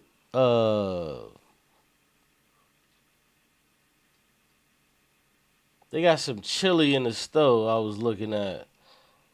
Some motherfucking... I was looking at this shit. I'm like, what the hell? They got chili from Wendy's. That it comes in a can. And I'm looking at this shit. I'm like, damn, you could just take the... And it says Wendy's. And I was in the grocery store looking at this shit. I'm like, damn, so you could just take the fucking can, drop it into a pot, and there go your chili? I'm like, hell nah, nigga. This ain't right. This ain't right, bro. You can... How the fuck... You can take some Wendy's chili. The shit is like in a can, and you just drop it in, and now you got chili. I'm like, nigga, nobody in my fucking family, in my life, ever made no fucking chili that way. But like, how? You just drop the shit in a pan or a pot, and then boom, you got chili? The fuck? Like, everything comes in a can or whatever? Nah, bro. I don't eat like that. You know? Hell no. That's why, I try to teach my daughter how to cook, man. I try to tell her, like, nah, man, look. Come here, bring your tail in here. She try to get lazy. Here, bring your tail in here. Let me show you. Okay, I'm chopping this up. I'm putting a little bit of this here. I'm putting a little bit of that there. Because, as black folk, we eye shit. We don't, we won't be measuring shit. I ain't gonna lie to you. I don't measure a fucking thing, nigga. I pour that bitch in there off of sight, nigga. Hey, that's how my grandma used to do, nigga. That's how my mama used to do. We ain't measuring shit. This how much you put in there. However much they tell you, that's how much they put in there. What they tell you they put in there, that's what they put in there. You just follow behind. You put a little bit of olive oil. Nah, it ain't a cup. It ain't this. No, you put a little bit. They'll tell you, put a little bit of this in there. And they'll pour that bitch in there. Nigga, that's a little bit. Nigga, we ain't got no measuring cups, no nothing. Nigga, a little bit. Well, what is a little bit? What I just pulled. What is a little bit? What I just pulled, nigga. That's a little bit. You put a little bit of this. You put a little bit of that. And put all this shit in here. You chop this up and there you go. God damn it. Damn, grandma. What's a little bit? What I just pulled. That's it. How would you put that motherfucker? Then, but how do I measure it? Just like I just showed you. Straight like that. Straight like that. Yeah, man. But now let me get back to this video. Damn, I done went all the way goddamn around this shit. So this part here is another misunderstanding. And to suggest that we are going to remove populations, black in this case, from the consuming pile and put them in the production pile, who is going to consume what those black producers then produce? Again, the question shouldn't be bash the consumer and try to become a producer. The question should be, let's recognize that without one, the other is of no value, and that the exchange between the two is what creates. Right. You can't bash the consumer because 99.9% of us are consumers. You're not a fucking capitalist. Like, and this is what kind of kills me about a lot of these so called wannabe capitalists or wannabe petty bourgeoisie. It's like, these niggas feel like because they make more money than you or they're successful, and I'm using scare quotes, if you will, these niggas feel like they got it all figured out and capitalism is somehow helping them. No, nigga. Capitalism is just giving you 3 or 4 weeks. Capitalism is just giving you 3 or 4 weeks before you put out of your fucking home. Whereas capitalism is telling me if I don't pay my rent with this paycheck, I get put out of my fucking home. Like, niggas forget this shit. All of these wannabe so-called capitalist niggas, you niggas ain't paid off your homes, all of this shit. No, nigga, you're still living just like I am, bro. We can look at the numbers. The numbers tell me and us that the numbers tell us that 70% of Americans live paycheck to paycheck. So who the fuck are you to think that you're something greater than me? Who the fuck are you to think, oh, I'm doing so much better, but hold on, we need reparations. Because, why the fuck do you need reparations if you're doing so fucking good? Nigga, I need reparations because I'm black and poor. Why the fuck do you need reparations? No, nigga, that's not how this shit works. We're all black and poor. You don't have it how you think you got it, bruh. You don't.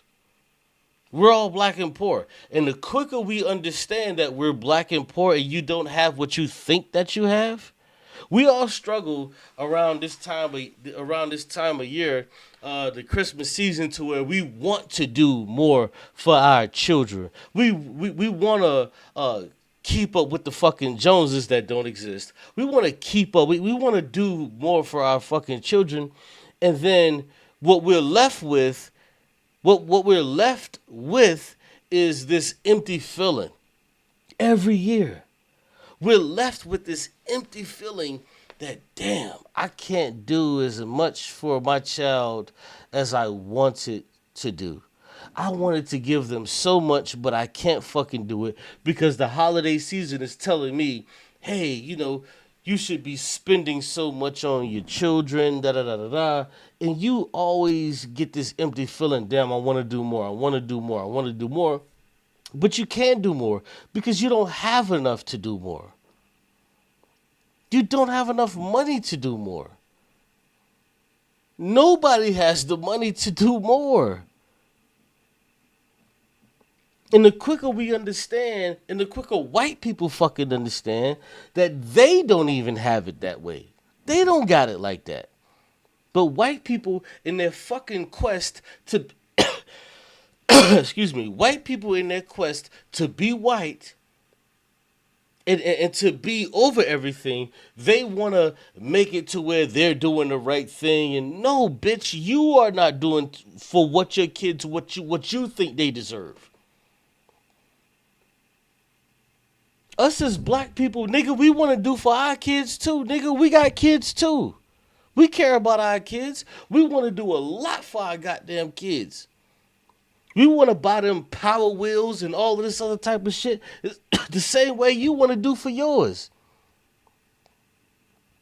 But you ain't got it, so you can do all of this shit for your kids. Nigga, you ain't got it. Mr. White Man or white woman. So you have to settle. So now this is why your ass is in motherfucking Walmart. buying little cheap ass motherfucking toys. Nigga, that's why you in there. This is why you in that same little aisle, the Barbie doll aisle, looking at me, and I'm looking at you. Like, what you finna buy? And you looking at me like, what I finna buy? And I'm like, yeah. You ain't got it all figured out, Mr. White Man, Mr. White Woman. We're all fucked up in this situation. And until you figure out, Mr. fucking White Man, because a lot of you and yours control this fucking system, until you understand, nigga, you're closer to me. You are closer to me than you will ever be to fucking Jeff Bezos. That's when we're going to get out of this shit. But white motherfuckers, they don't look at it that way.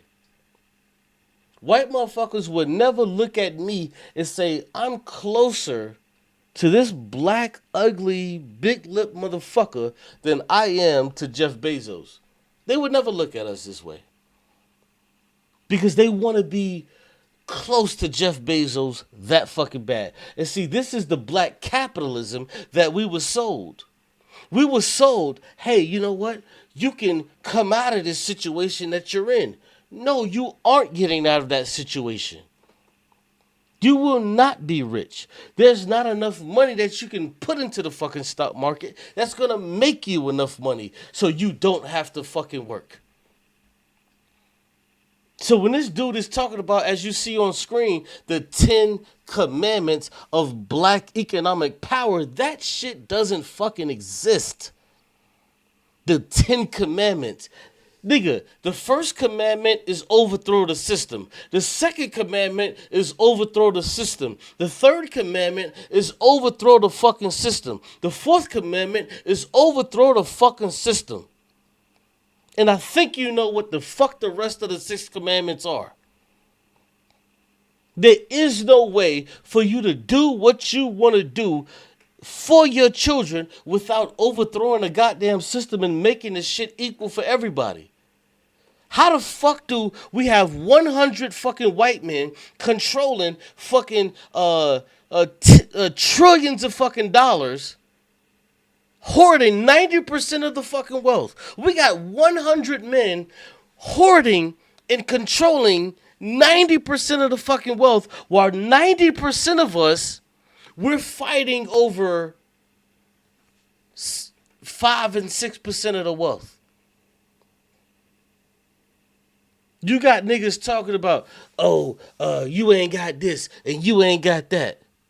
Nigga, we all poor. What are you talking about? 90% of people are fighting over 6 to 7% of all the fucking wealth. While 100 white men control 90% of it. And I'm only holding out that 4 to 5% of people who are upper to middle class, who are rich. Not wealthy, but rich. Which you have no fucking stake in because you're not rich. Rich is so fucking ancillary that it's being rich is so ancillary, it's not even on your fucking scale. It doesn't exist to you. So no, nigga, you're not rich.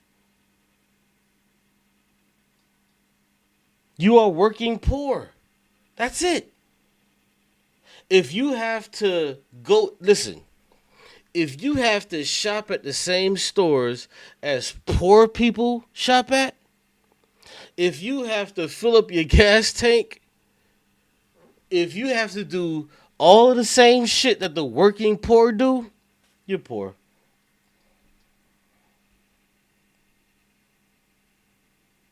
Rich motherfuckers, bro, they got electric cars.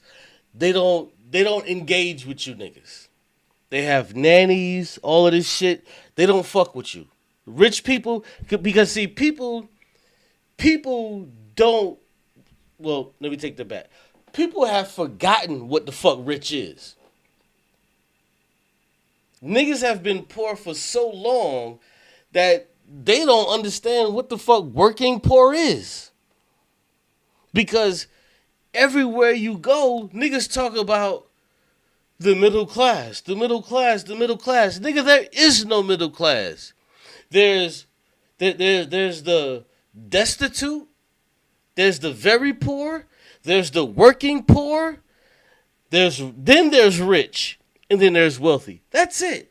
There's no fucking such thing as no goddamn middle class. Who the fuck told you that shit still existed? Who told you that the middle class existed? Why would the middle class be going to fucking Walmart and Target shopping for shit side by side with you? Why would they be side by side with you? That's not what the fuck the middle class is. Oh, well hold on. Maybe there's a thing such as the upper middle class. Nigga, no. The shit doesn't exist. It doesn't exist. It's a figment of our imagination. So when you listen to MSNBC and all of this shit, and they always talk about, well, the middle class, we have to save the middle class. Why do they never talk about... I understand why they don't talk about the destitute.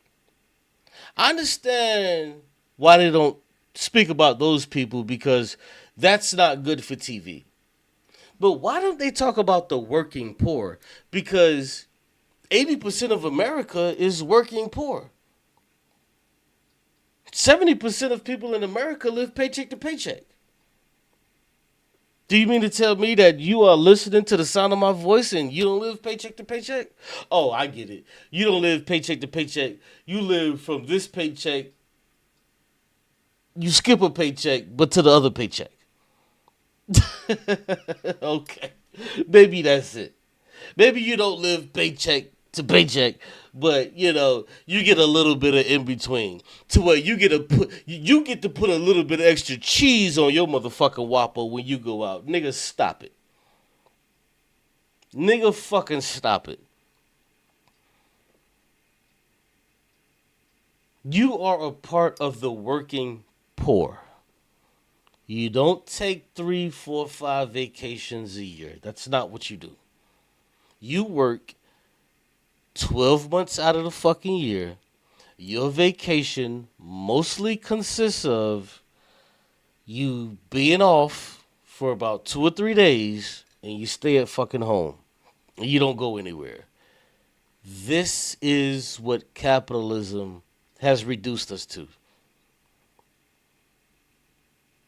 Now, when you get a lot older to where you don't have children in the home, you become an empty nester, then you begin to have a little bit more money because you're no longer paying for daycare, you're no longer paying for your children's insurance, you're no longer helping them with their car payments and shit like that.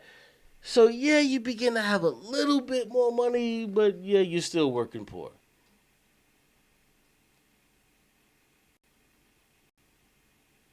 Oh, let me guess. You got a 401k. you got a 401k. Stop it.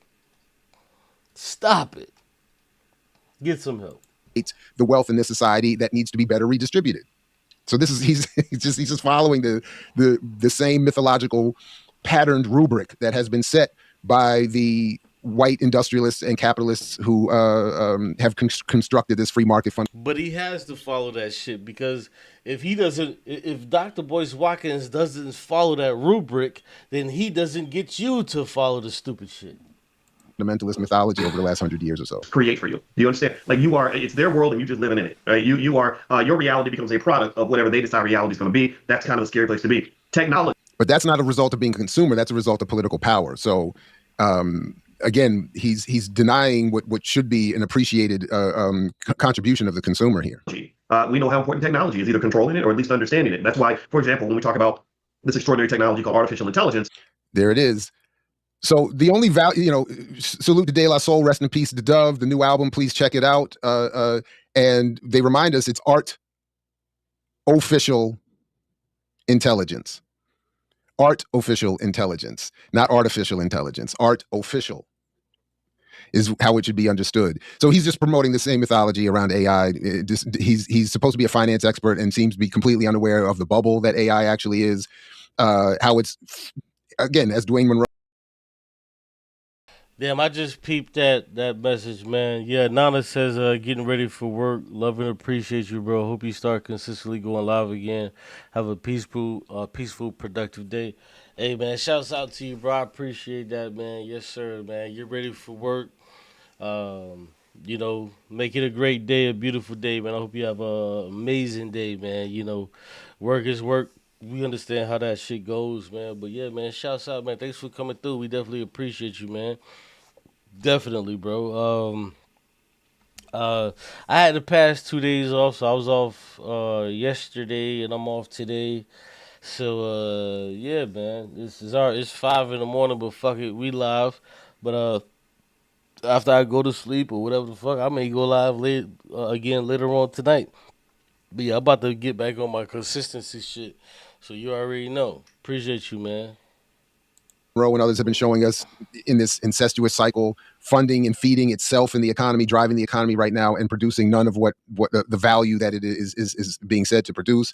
And again, technology doesn't change social relationships; it only enhances them. So there is no getting in on AI. There's no catching up to Nvidia. And And let me just say this because I kind of partially disagree with that.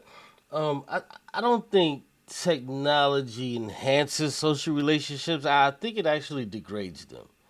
I think it degrades how we deal with each other socially because I think what technology does, the way how we use it today, I think it degrades it because what we see today is we see people, you know, rather send a text than call and say, "Hey, what's going on?" Because even back in the day, we had voicemail to where if you weren't home, we could leave a voicemail, and you have to hit the machine when you got home. You know, we lack that thing of that concept of a motherfucker caring about you, because I would contest that I would feel better, and I think you guys would too, if a person would leave me something on my voicemail on the machine, not the voicemail that we have today that's on your phone. I'm talking about when you got home, you had to hit the machine, like back in the day, like in the 90s, you had to actually hit the machine and mash the button. I would contest that I felt better hitting the machine and listening to my mother talk versus some shit that's like on my phone.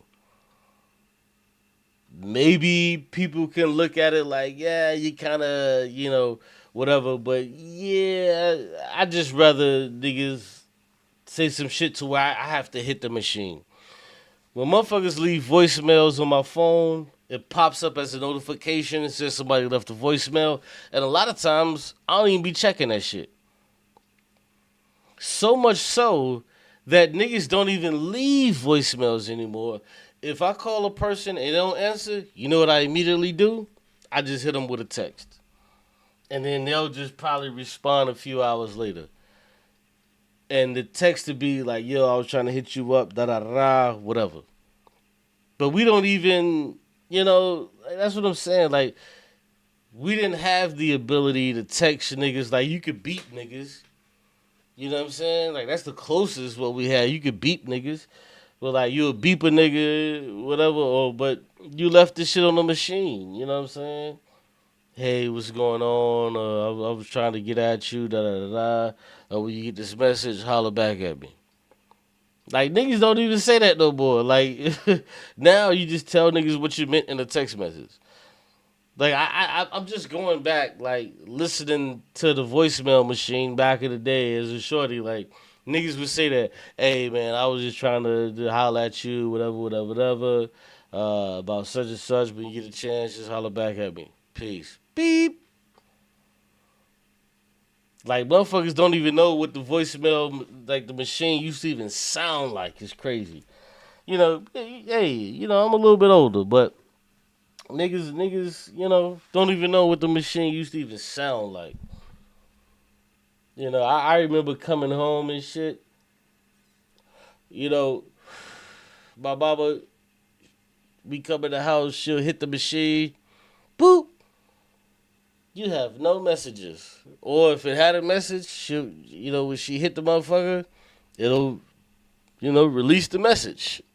you know? But if it was no messages, you have no messages. And that was it, But yeah, it was, you know, I be seeing people, they be like, man, the 90s was the best time and this and that because we had the perfect mix of everything. Like the 90s and the early 2000s, like we had the perfect mix of everything.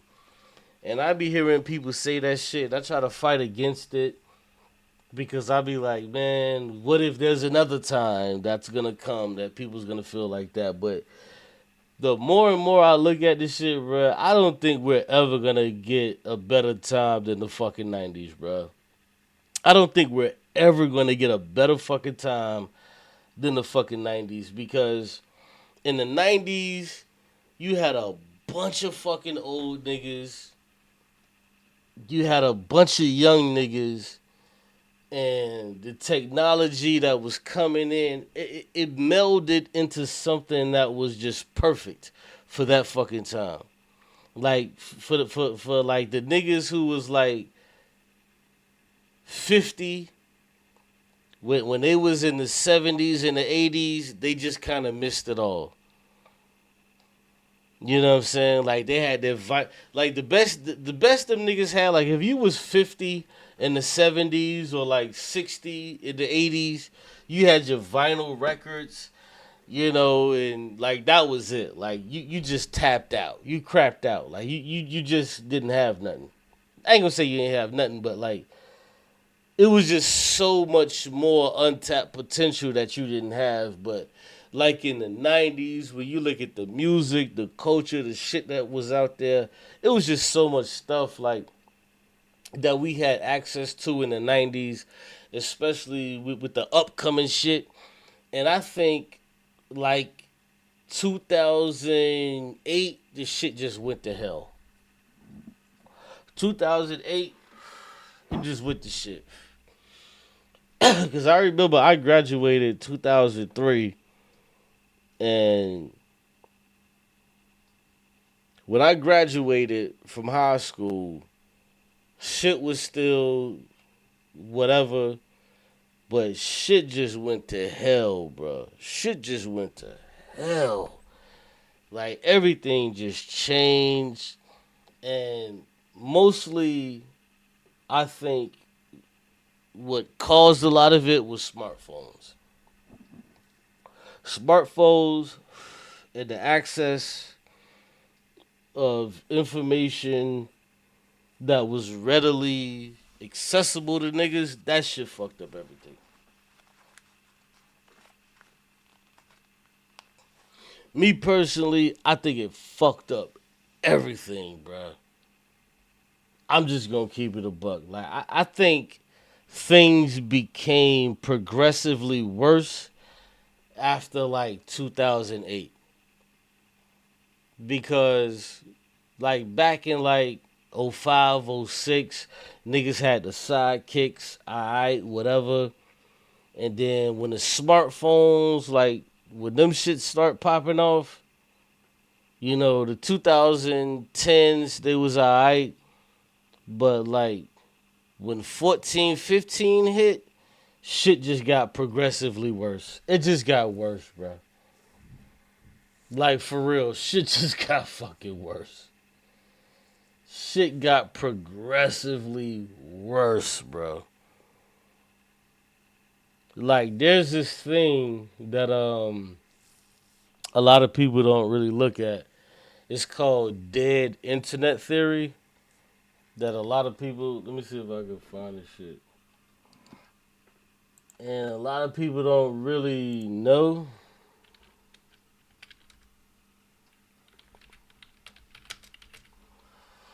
Like dead internet theory because nowadays when you look at the research behind it, and lot of companies have been researching this shit. A lot of what you see is like controlled by bots. Like they did a study and they showed like Twitter is like 70% bots. So like niggas is on there arguing back and forth with bots.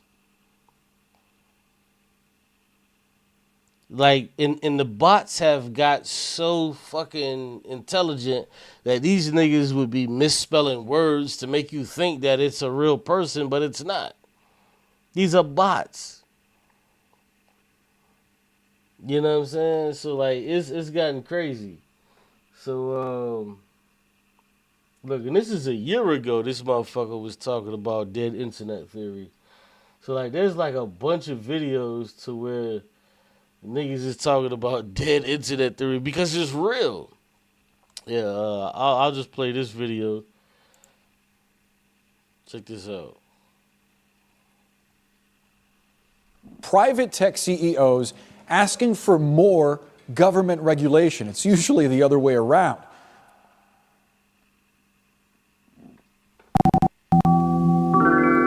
So hold on. Damn, that goddamn sound, bruh. If you old enough, you know that goddamn sound. That's crazy. But if you read this right here, it says dead internet theory from Wikipedia. It says the dead internet theory is a conspiracy theory which asserts that since around 2016, the internet has consisted mainly of bot activity and automatically generated content manipulated by algorithmic curation. I don't see, because remember during COVID, they would put like these little things. But this shit is real, bruh.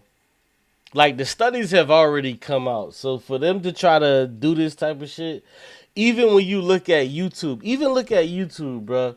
Like the way how they even curate content. Like right now, if you go to YouTube and want to search up something, even the way how they curate content with shit that you look for, they don't really give you shit that you look for. They give you like extra shit that's not even on your like perfect example. If you type in like how to make a pizza, you'll have one line or two lines that tells you how to make a pizza, and then after those two lines, it's just a whole bunch of just random shit. Niggas is taking engines out of cars and all just type of other shit. Like none of that shit has nothing to do with your search. Yo, that sound right there, bro.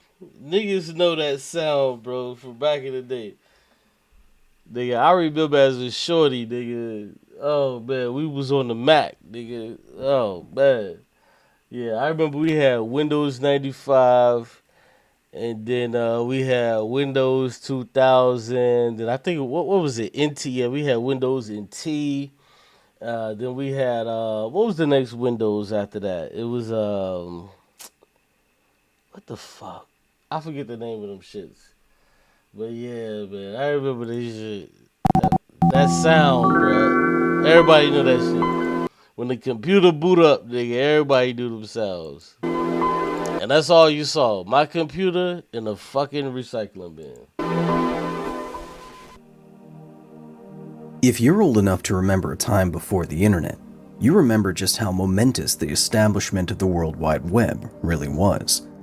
Within a generation, your digital life became more important than your physical one. Your digital reputation was all that mattered. But then, around 8 years ago, the internet died. At least... Oh, I remember this game right here. Wasn't it called like Mindscape or some shit like that? I remember that game. Because on Windows, you had this Mind game. This game here was like something called Minesweeper. Yeah, it says at the top. It was Minesweeper and it was Solitaire. So this was back in the day to where like when they made computers, you didn't have to have internet. Nowadays, nigga, you don't boot up your fucking computer if you don't have internet, nigga. Like, there's no point in turning that bitch on if you ain't got internet. Like, I couldn't imagine turning on my fucking computer and not having internet. I just can't imagine it. Like, it doesn't make sense. It, like, if I had to live, like, and this is real. If you had to live in a world with no internet, like, you can't even fucking imagine that shit. You can't even imagine turning on your phone, booting up your computer without the fucking internet. You can't even imagine that shit.